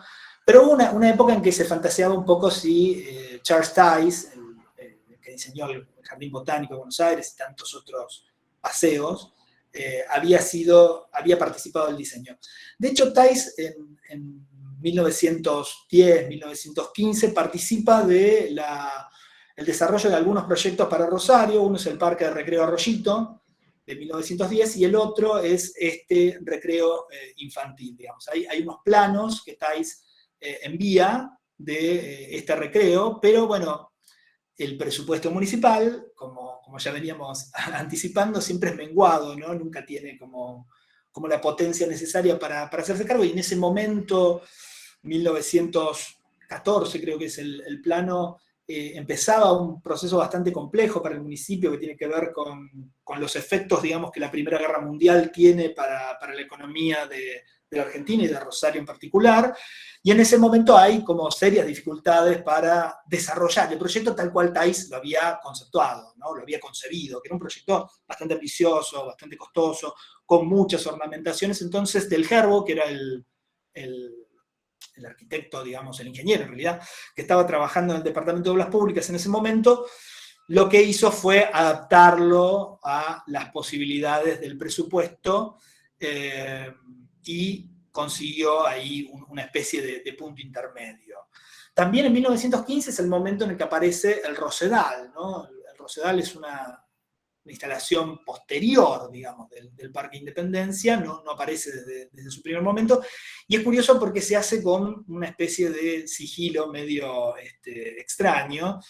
Complementaba las instalaciones del Jardín de Niños. Era una construcción que, a ver si acá tengo algunas imágenes al lado. Creo que la pérgola me la perdí, en algún momento no la puse a la pérgola del Rosedal y me la perdí de ponerla, pero bueno, todavía está ahí, está muy cerca del museo. Si estuviéramos en el museo podríamos verlo más en vivo y en directo, pero de algún modo lo interesante del Rosedal es que es un espacio totalmente paisajístico, que está más diseñado en una línea muy similar a esta zona de aquí, a lo que uno puede pensar en torno a las ideas de los jardines, más de la élite, más como un lugar de paseo, de sosiego frente al tráfago urbano, y es un lugar que junto con este recreo, en algún momento de su creación, que es un poco, les decía, un poco secreta, no es una creación que pase por el Consejo Deliberante, es el intendente directamente, Mayer, el que lo promueve y el que lo lleva a término sin la intermediación del Consejo, o sea, no hay debate acerca de esto, de algún modo porque hay una seria disonancia, una seria dificultad que existe entre los intendentes y el Consejo. Es por eso que les decía hace un tiempo que se renuevan permanentemente los cargos de intendente, porque no duran, porque el Consejo Municipal siempre plantea todo tipo de investigaciones para tratar de destituirlos, porque los intendentes en general son gente que coloca el gobernador, y cuando aparece la Liga del Sur y el Partido Demócrata Progresista en Rosario, la mayoría del Consejo responde a esta fuerza, con la cual, digamos, la Unión Cívica Radical en sus fracciones, digamos, de provinciales, tiene como muchos puntos de desacuerdo y de confrontación. Entonces hay una especie de componenda entre el Consejo Deliberante y los intendentes, y hay un momento de la década del 10 en los que se habla de intendentes de guerra, ¿no? Que son los intendentes que manda el gobernador de la ciudad para mantener firmes los intereses de Santa Fe en Rosario, ¿no? Entonces eso se hace un poco por fuera de los canales más regulares, pero de cualquier modo se desarrolla. Y son lugares que, a diferencia de otras zonas del parque, estas zonas de los años 10, digamos, son cercados, ¿no? Son los primeros espacios verdes del parque que son cercados y a los cuales se cobra en un momento un derecho de acceso, ¿no? Y en gran parte ese derecho de acceso está vinculado con que es un impuesto que se busca para restringir, dicen los intendentes, en lo posible la entrada a ese paseo de patotas de muchachos mal entretenidos, que haciendo irrupción en el jardín molestan con toda clase de inconveniencias de palabra y acción a las niñeras y mucamas que acompañan a los menores, ¿no? Ahí hay toda una muestra de quiénes iban ahí, en qué condiciones iban y quiénes podían aparecer ahí molestando, digamos, ¿no? Las patotas, la incultura, que también es otro fenómeno muy, muy importante del espacio público urbano, en el cual, digamos, convergen, donde se empieza a generar estas confluencias, estos malos entendidos, estos desacuerdos entre distintos grupos sociales, entre esta élite que había diseñado el parque y estos otros usos que comenzaban a darse. El Parque de Independencia, a pesar, digamos, de lo que Lama se había planteado, que era un lugar accesible, equidistante, ¿no? Donde podía haber una gran confluencia de públicos diversos, marcaba en los años 10, o tenía en los años 10 y comienzos de los 20, una fuerte segregación con respecto al resto de los barrios. Por ejemplo, hoy día no nos parecería que el norte de la ciudad está desatendido de espacios públicos, pero en ese momento, ¿no? La zona de los barrios Talleres, Arroyito y Refinería, dicen en una comunicación los vecinos de estos barrios, de 1924, se halla muy desvinculada con la parte pintoresca de la ciudad. La parte pintoresca de la ciudad en este momento es el Parque de Independencia. Por la molestia que ocasiona la falta de fácil acceso al único atractivo al aire libre gratis que cuenta la ciudad en que habitamos. Una familia que dispusiera, dice la misiva, de un discreto desahogo económico y fuera amante de la comodidad, difícilmente intentaría un segundo paseo. Luego de conocer los resultados del primero, si agregamos al transbordo de tranvías la irregular circulación de ellos. Lo mismo pasaba también con, por ejemplo, la comunidad o los vecinos del barrio Belgrano, que también en 1921 se quejan de las dificultades que tienen para acceder a estos paseos. Esto se va a ir, de algún modo, solucionando con el robustecimiento del transporte urbano, ¿no? En especial, ustedes piensen que los años 20 es el momento donde comienza la crisis de los servicios públicos de Rosario y comienza a haber una confluencia, sobre todo que empieza en el transporte, que es el que marca, digamos, la línea más importante en cuanto a las posibilidades de reforma, y que es diversificado en un transporte que es de tranvías, comienzan a confluir también ómnibus particulares que son concesionados y que son concesiones por línea, lo cual generaba toda una cosa bastante disparatada en cuanto a los recorridos, las formas en que se administraba, la forma en que competían los distintos privados que confluían para cubrir esos recorridos, ¿no? Y de algún modo esos transportes luego van a conectar distintas zonas de la ciudad, porque la empresa belga de tranvías ya tenía en los años 20, cuando se le piden ampliaciones de sus recorridos, dificultades o negaciones directamente para expandir esa infraestructura. Entonces había zonas de la ciudad que empezaban a crecer y que quedaban quizá un poco aisladas de estos lugares, ¿no? El Rosidal, que fue este paseo que de algún modo se había generado un poco de espaldas al Consejo Deliberante y medio con esta cosa de cierre, de cobro de entrada, etc., tenía como un objetivo de distinción social, ¿no? Y ese objetivo de distinción social es uno de los puntos donde se empiezan a generar estas inconveniencias a partir de la llegada al parque de otro tipo de gente, digamos, de otro tipo de sectores sociales, esa paulatina popularización que comienza a generarse, ¿no? Entonces ahí hay una serie de conflictos que se generan en especial en 1926, cuando se instala un kiosco y una caja acústica en el Rosedal. Una caja acústica es un lugar donde se daban conciertos de música, un uso, digamos, que en parte hacia 2018, 19, no recuerdo bien, que se daban unos conciertos de jazz en el Rosedal, un uso que se volvió, digamos, a reflotar en el momento, digamos, en que el Rosedal fue reestructurado y también consiguió mantener en buen cuidado las especies florales que hay ahí, e intentó avanzar con la restauración poco problemática, ¿no? de la Fuente de los Españoles, que es una donación de la comunidad española en los años 20, ¿no?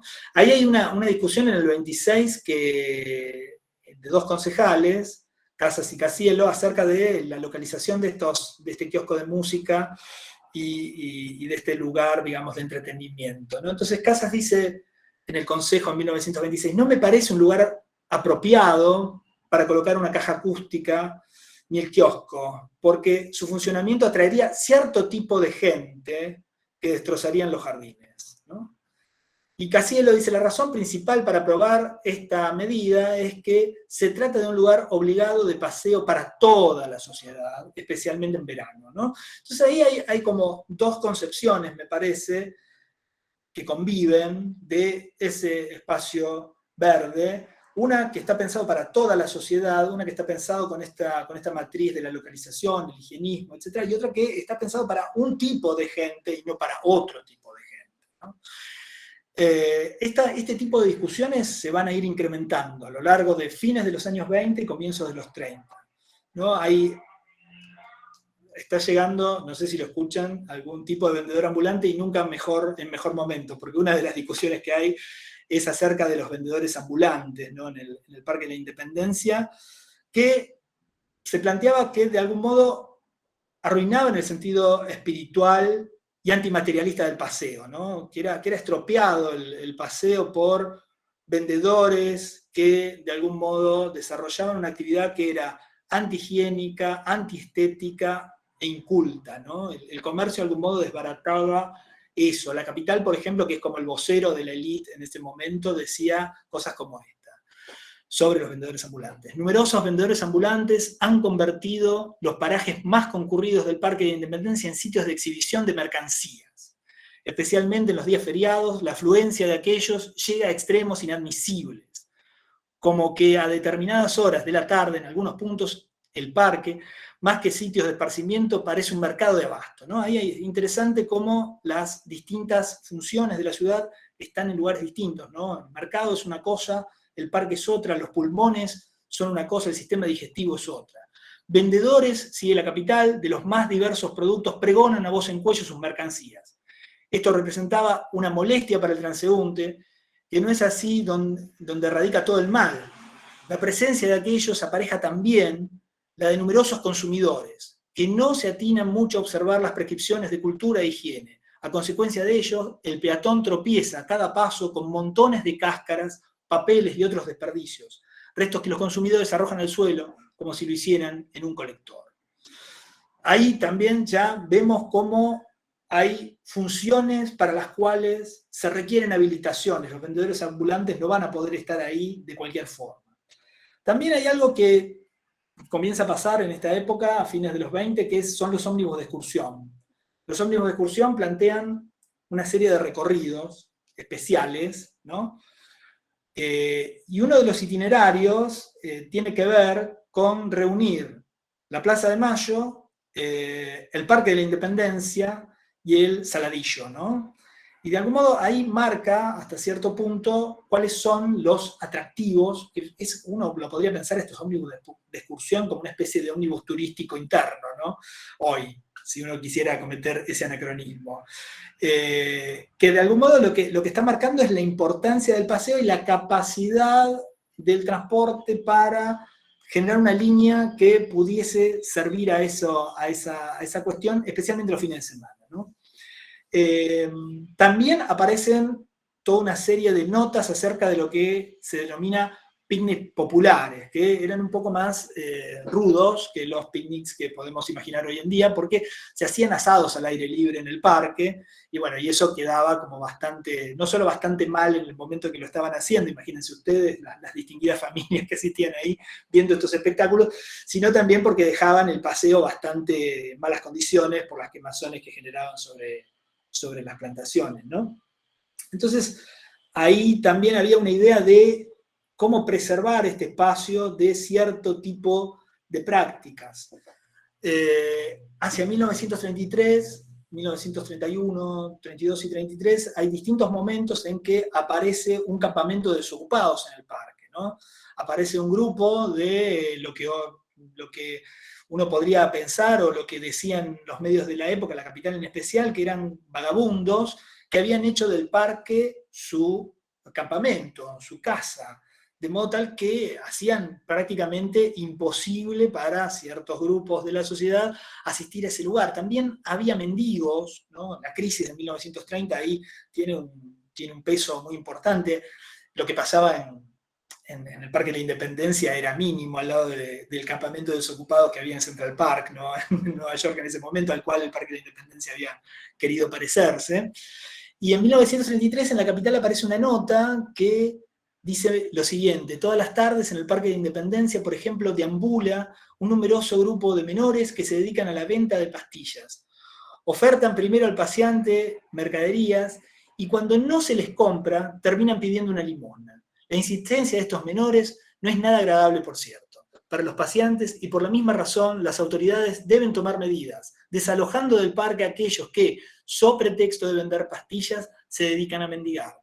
Ya hemos tenido oportunidad de remarcar el aspecto poco culto que ofrece por nuestras calles más centrales la actuación de algunos mendigos profesionales que explotan a las débiles criaturas para obtener provechos más seguros. Si esto se agrega ahora el verdadero asalto que han hecho de los paseos públicos, habrá que convenir que estaremos impedidos de concurrir a ningún lado, ¿no? Ahí es muy impresionante cómo marca la idea de que si los mendigos siguen yendo al parque, si siguen estando en el parque, ya no se puede ir al parque, ¿no? Es mejor que eso, si las autoridades no reprimen esas presencias, el parque de algún modo comenzaría a desbaratarse. En ese contexto también se produce la caducidad de algunas de las concesiones, en especial la del Jockey Club con su hipódromo.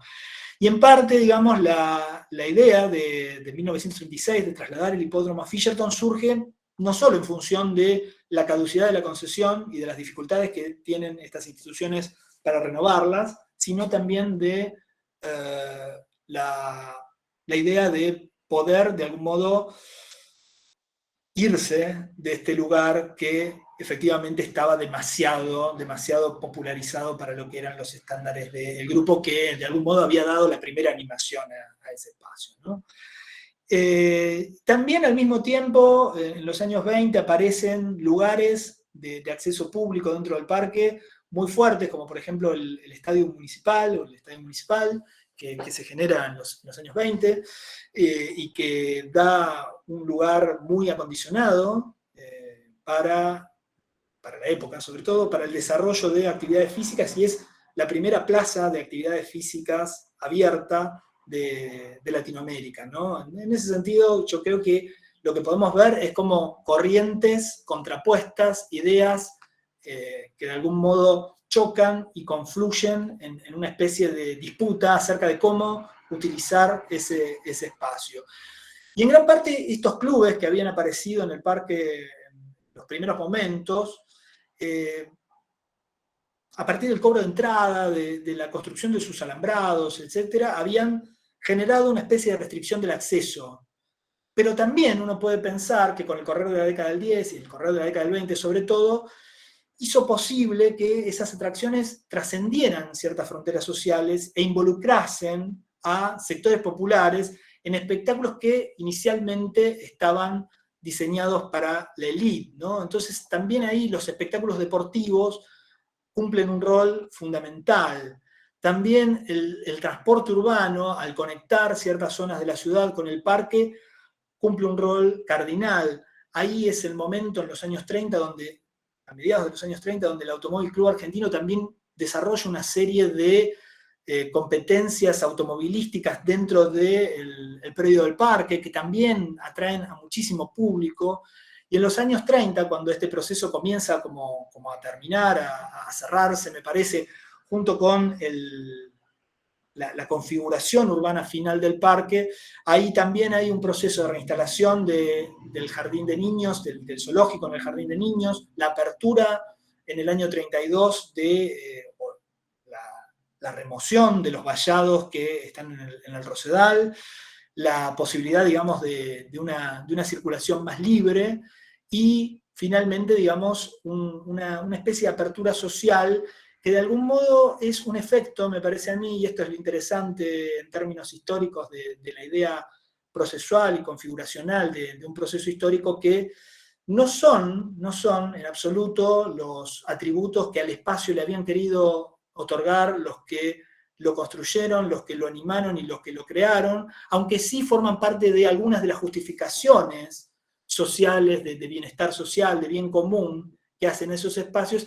y que en el fondo, a largo plazo, y sin necesariamente confrontaciones demasiado violentas, programáticas, organizadas, etcétera, terminan por darle a este espacio verde o espacio público un carácter completamente diferente. Continuar con esa... Entonces ahora el piso la puso todos los días. Y encima de cada casa que se casa.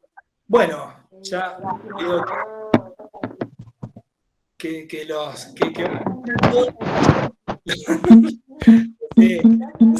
suficiente, así que bueno, ya creo que con esto más o menos cerramos. Si uno quisiera seguir con esta historia, tiene que irse hacia otros lugares, hacia otros espacios, como el Parque Balneario Ludueña, como el Parque Urquiza en los años 50, como el Parque Nacional La Bandera en los años a fines de los 50, y después seguir esta historia más por la zona de la costa, con Parque Urquí, con Parque España, y todo lo que es la cadena de espacios públicos que va hasta Puerto Norte. Pero bueno, este es como un primer episodio. Espero no haber aburrido demasiado, ni haber sido demasiado farragoso y datoso. Y bueno, dejo abierto el espacio para las preguntas que quieran formularme. Bueno, Diego, muchísimas gracias. La verdad que es súper interesante todos los aportes que has hecho el día de hoy. El chat está recontra nutrido de dudas, consultas, aportes. Se ve que el tema ha despertado muchísimo interés. Así que les pido disculpas si se me pasa alguna pregunta, alguna consulta, porque son muchas, pero bueno, voy a ir hacia las más antiguas, digamos, ¿no? A ver, vamos a ver si las puedo recuperar. Bueno, preguntaban, por ejemplo, si funcionó una escuela primaria en el parque, cuándo el jardín de las infancias se instala en el parque. Bueno, esas cuestiones, lo de la escuela primaria creo que hacen referencia a la del hipódromo, ¿no es cierto? No sé si lo querés comentar, Diego. Sí, si no... esa escuela primaria funciona, tiene como un funcionamiento, pero es en los años 10-20, y después hay algo interesante también, que es esta idea de una escuela del Jockey Club que instala en el hipódromo para la formación, digamos, de la gente que... Hay como una especie de momento... Es un poco difícil llegar a los archivos del Jockey Club porque es un lugar bastante hermético en su biblioteca. De hecho, creo que ahora las socias mujeres hace poco que son socias plenas, pueden acceder a la biblioteca, pero no podían. Era muy curioso, tenían que ir con sus maridos. O sea, estaban muy en una política de género un poco retrasada, diría uno, ¿no? Bastante anacrónica, pero es un poco difícil y no han quedado muchos registros en manos del municipio de ese uso del espacio, ¿no? Porque era una concesión en un sentido muy, muy liberal, ¿no? Bueno, te damos el espacio y vos medio en el espacio lo manejás como vas queriendo, con algún tipo de inspecciones. Entonces hay una escuela que también funciona para los jockeys y los hijos de los jockeys, ¿no? Porque ustedes saben que el turf es un deporte que tiene una importancia social muy grande, pero ya en sí mismo hay una diversidad clasista muy importante. Los dueños de los caballos son la gente que más dinero tiene probablemente en la ciudad. Es una mercancía ultra costosa el caballo, criarlo, acondicionarlo, mantenerlo en buenas condiciones, etc. Es muy costoso. Y al mismo tiempo son animales que son guiados por personas ultra humildes, digamos. Los jockeys son gente que no solo menudas corporalmente, sino muy, muy, muy de la extracción popular. Entonces ahí había ese funcionamiento. El jardín de niños, como se conoció, es algo que aparece en 1912 y en 1914 se hace efectivo. Ese jardín es como el relevo de este malogrado primer zoológico, ¿no? El primer zoológico más o menos en 1910, cierra 1908, un poco antes del centenario. Una de las cosas por las cuales cierra el jardín zoológico, el inicial, es porque iba a afear, digamos, el espacio para el momento, digamos, del centenario, que era un momento que, como siempre estos eventos, son reputados como un momento donde la visibilidad de la ciudad va a ser muy grande. Entonces se conviene encerrarlo, y en 1912-14 se arma este otro proyecto del jardín de niños, que luego vuelve a ser complementado por el zoológico en los años 30, yo no recuerdo bien si 36-37, durante la intendencia de Miguel Culasiati, que es muy activo en todo este tipo de políticas, digamos, es otro intendente hacia el estilo mucho más moderno, ¿no? Al estilo de Lamas, mucho más moderno, quiero decir, mucho más vinculado a la política barrial, a las vecinales, a caminar los barrios y ese tipo de prácticas.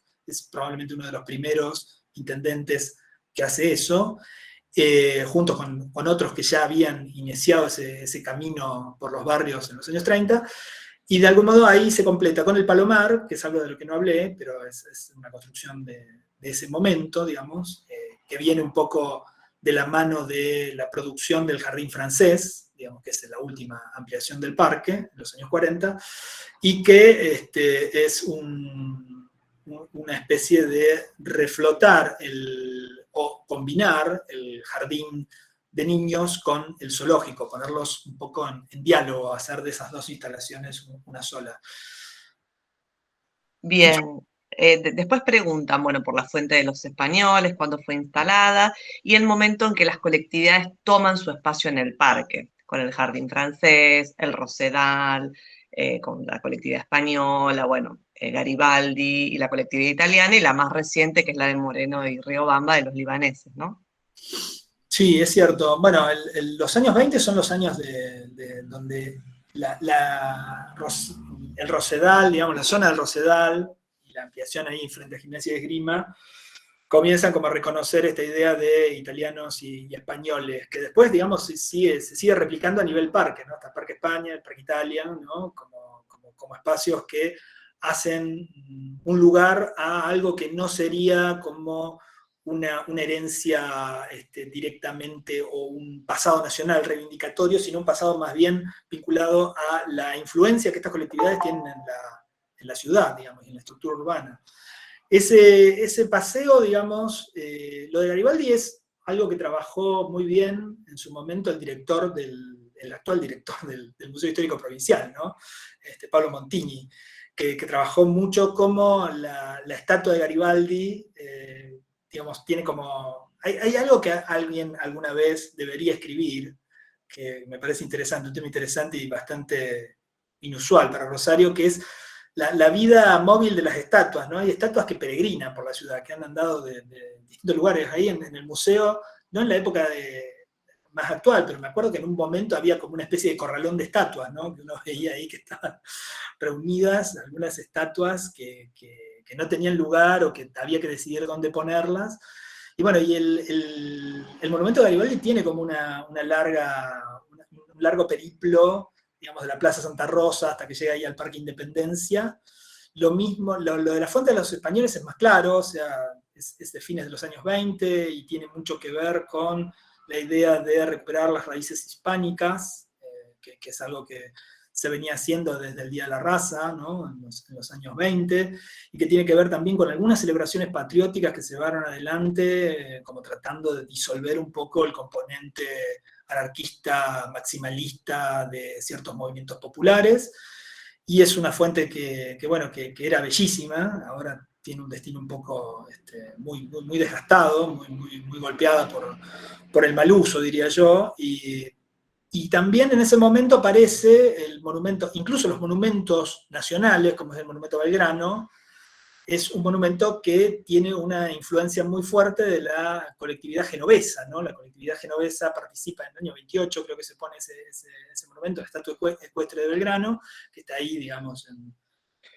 el Boulevard Oroño, y que de algún modo tiene como también una participación muy decisiva de estas colectividades, aun cuando se trata de un símbolo nacional. Ahí uno también podría pensar, digo, ¿no? Es interesante eso, en los años 20, cómo se discute qué representar, quiénes lo van a representar, quiénes van a ser las estatuas, si van a ser escultores nacionales, si van a ser escultores extranjeros, dónde ponerlas, etc. Hay toda una discusión sobre el nacionalismo artístico en ese momento que está surgiendo, de la cual de algún modo participan un poco Ángel Guido, por ejemplo, acá en Rosario, que es el que luego termina haciendo el monumento a la bandera, ¿no? Entonces ahí hay todo un momento de discusión, tanto del campo artístico argentino como del campo de estas políticas, esta pedagogía de las estatuas, o en el caso, digamos, de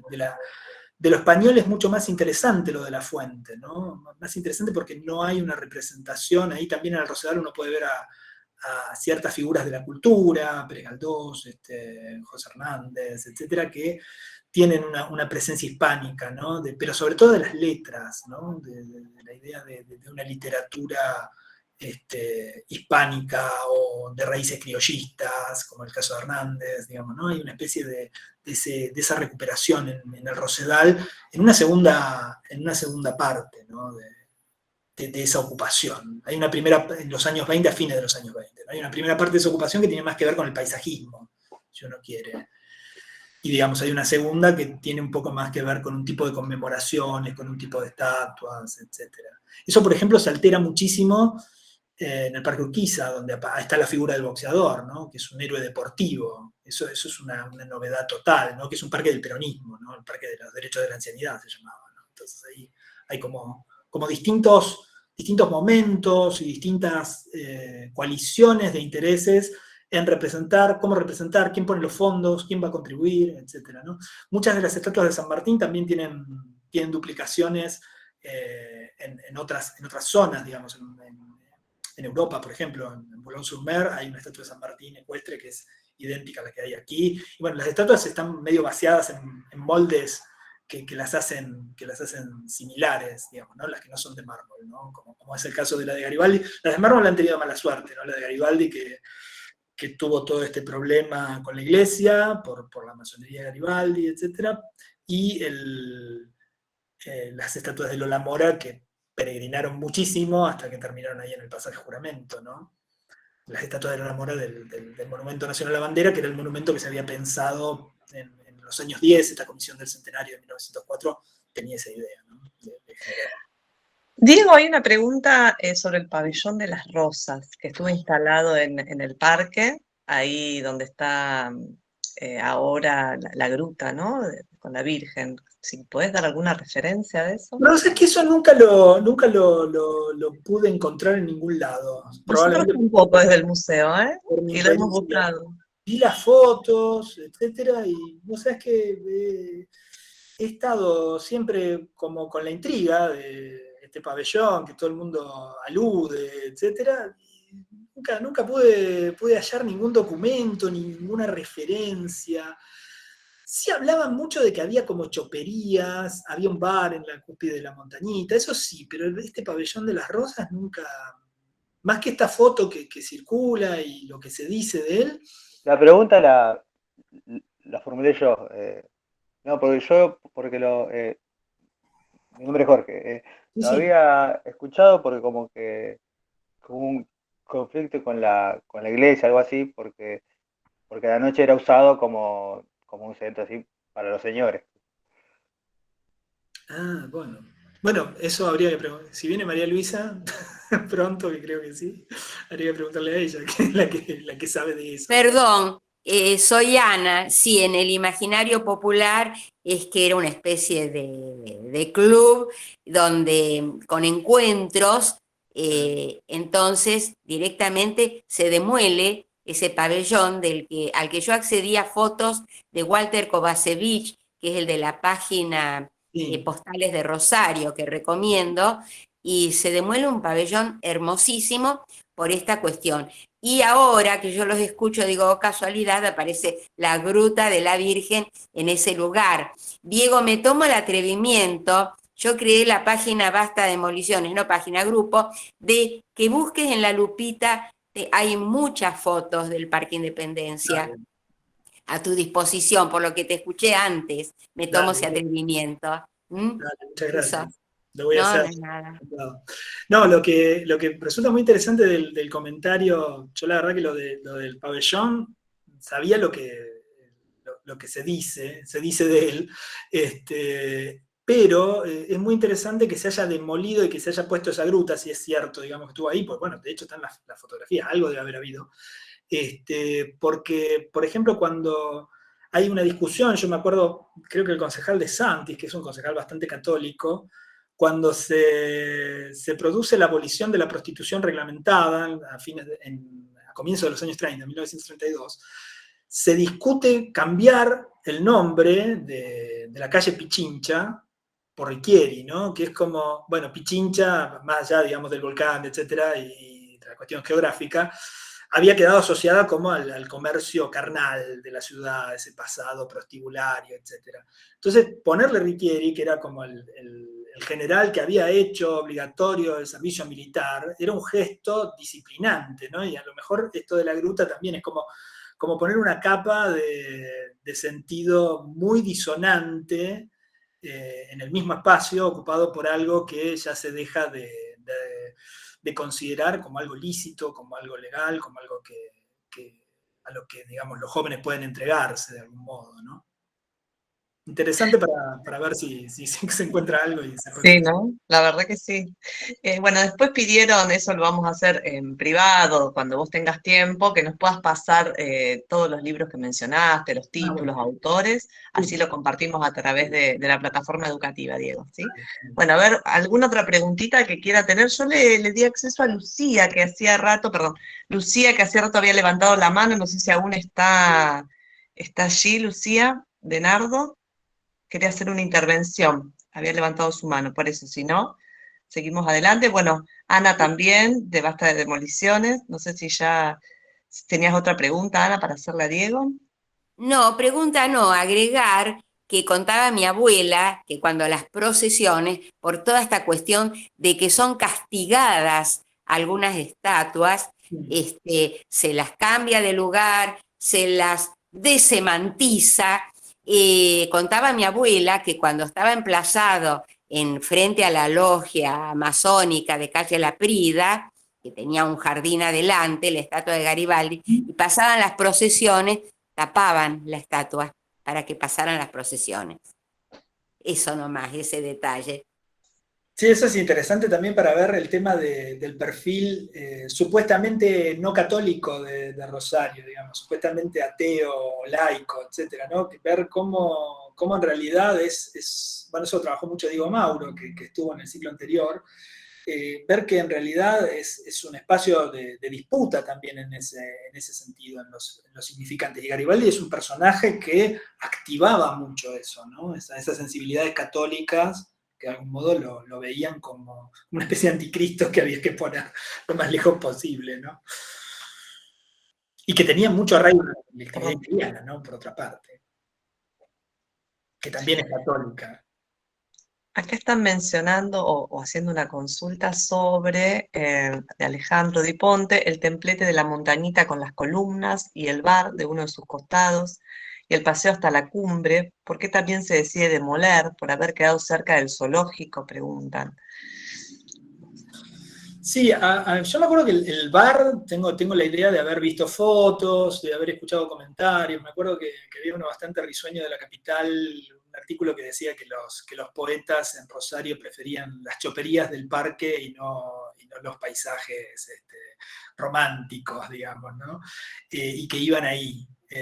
Y en todo caso, yo no sé bien en qué momento eso. Yo creo que haber visto alguna nota de cuándo se demuele, pero no lo recuerdo con precisión. Yo soy bastante bestia para las fechas y todo eso, por eso medio que me fui yendo un poco de la historia, pero me acuerdo más de los procesos. La verdad que no sé en qué momento se demolió. Las columnas, creo, si las columnas se refieren digamos, a esa especie de columnata que hay por detrás de lo que era el zoológico, que ahora es la parte esta más novedosa, digamos, que se hizo de Jardín de los Niños. Ahí esas columnas son bastante antiguas, son de 1915, creo, que es el momento en el que se acolumna el parque. Las columnas son de esa época, las hace un tipo que se llama Morcillo, que después fue intendente. La empresa de él es la que genera las columnas. Bueno, y después Elizabeth pregunta por unas fotos sobre el carrito que estaba al lado del zoológico en los 80, eso lo podemos buscar en el archivo fotográfico del museo, si querés, Elizabeth, si es que hay, ¿eh? Bueno. Eran carritos que tenían cimientos, no eran como ahora que son transportables, eran como sí, todos los que fuimos los recordamos, ¿eh? Sí. Bueno, si les parece vamos a ir terminando, que ya se han cumplido las 2 horas de la charla. La verdad, Diego, que nuevamente agradecerte muchísimo la participación del día de hoy. Has hecho grandes aportes a lo que ya venimos trabajando desde el museo, así que por nuestra parte agradecidísimo. Ahí Nicolás Charles también lo está diciendo a través del chat.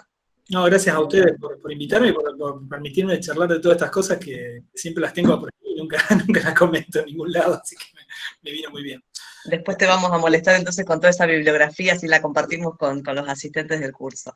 Vale. Bueno, les recordamos entonces que el próximo sábado 28 es la charla número 4, que estará a cargo de Paulo Menotti, también a las 10 de la mañana, y el tema es Rosario, de la Primera Guerra Mundial a la crisis de 1930. Así que los y las esperamos, que tengan un muy buen fin de semana, y muchísimas gracias por haber compartido la mañana de hoy. Gracias, Diego.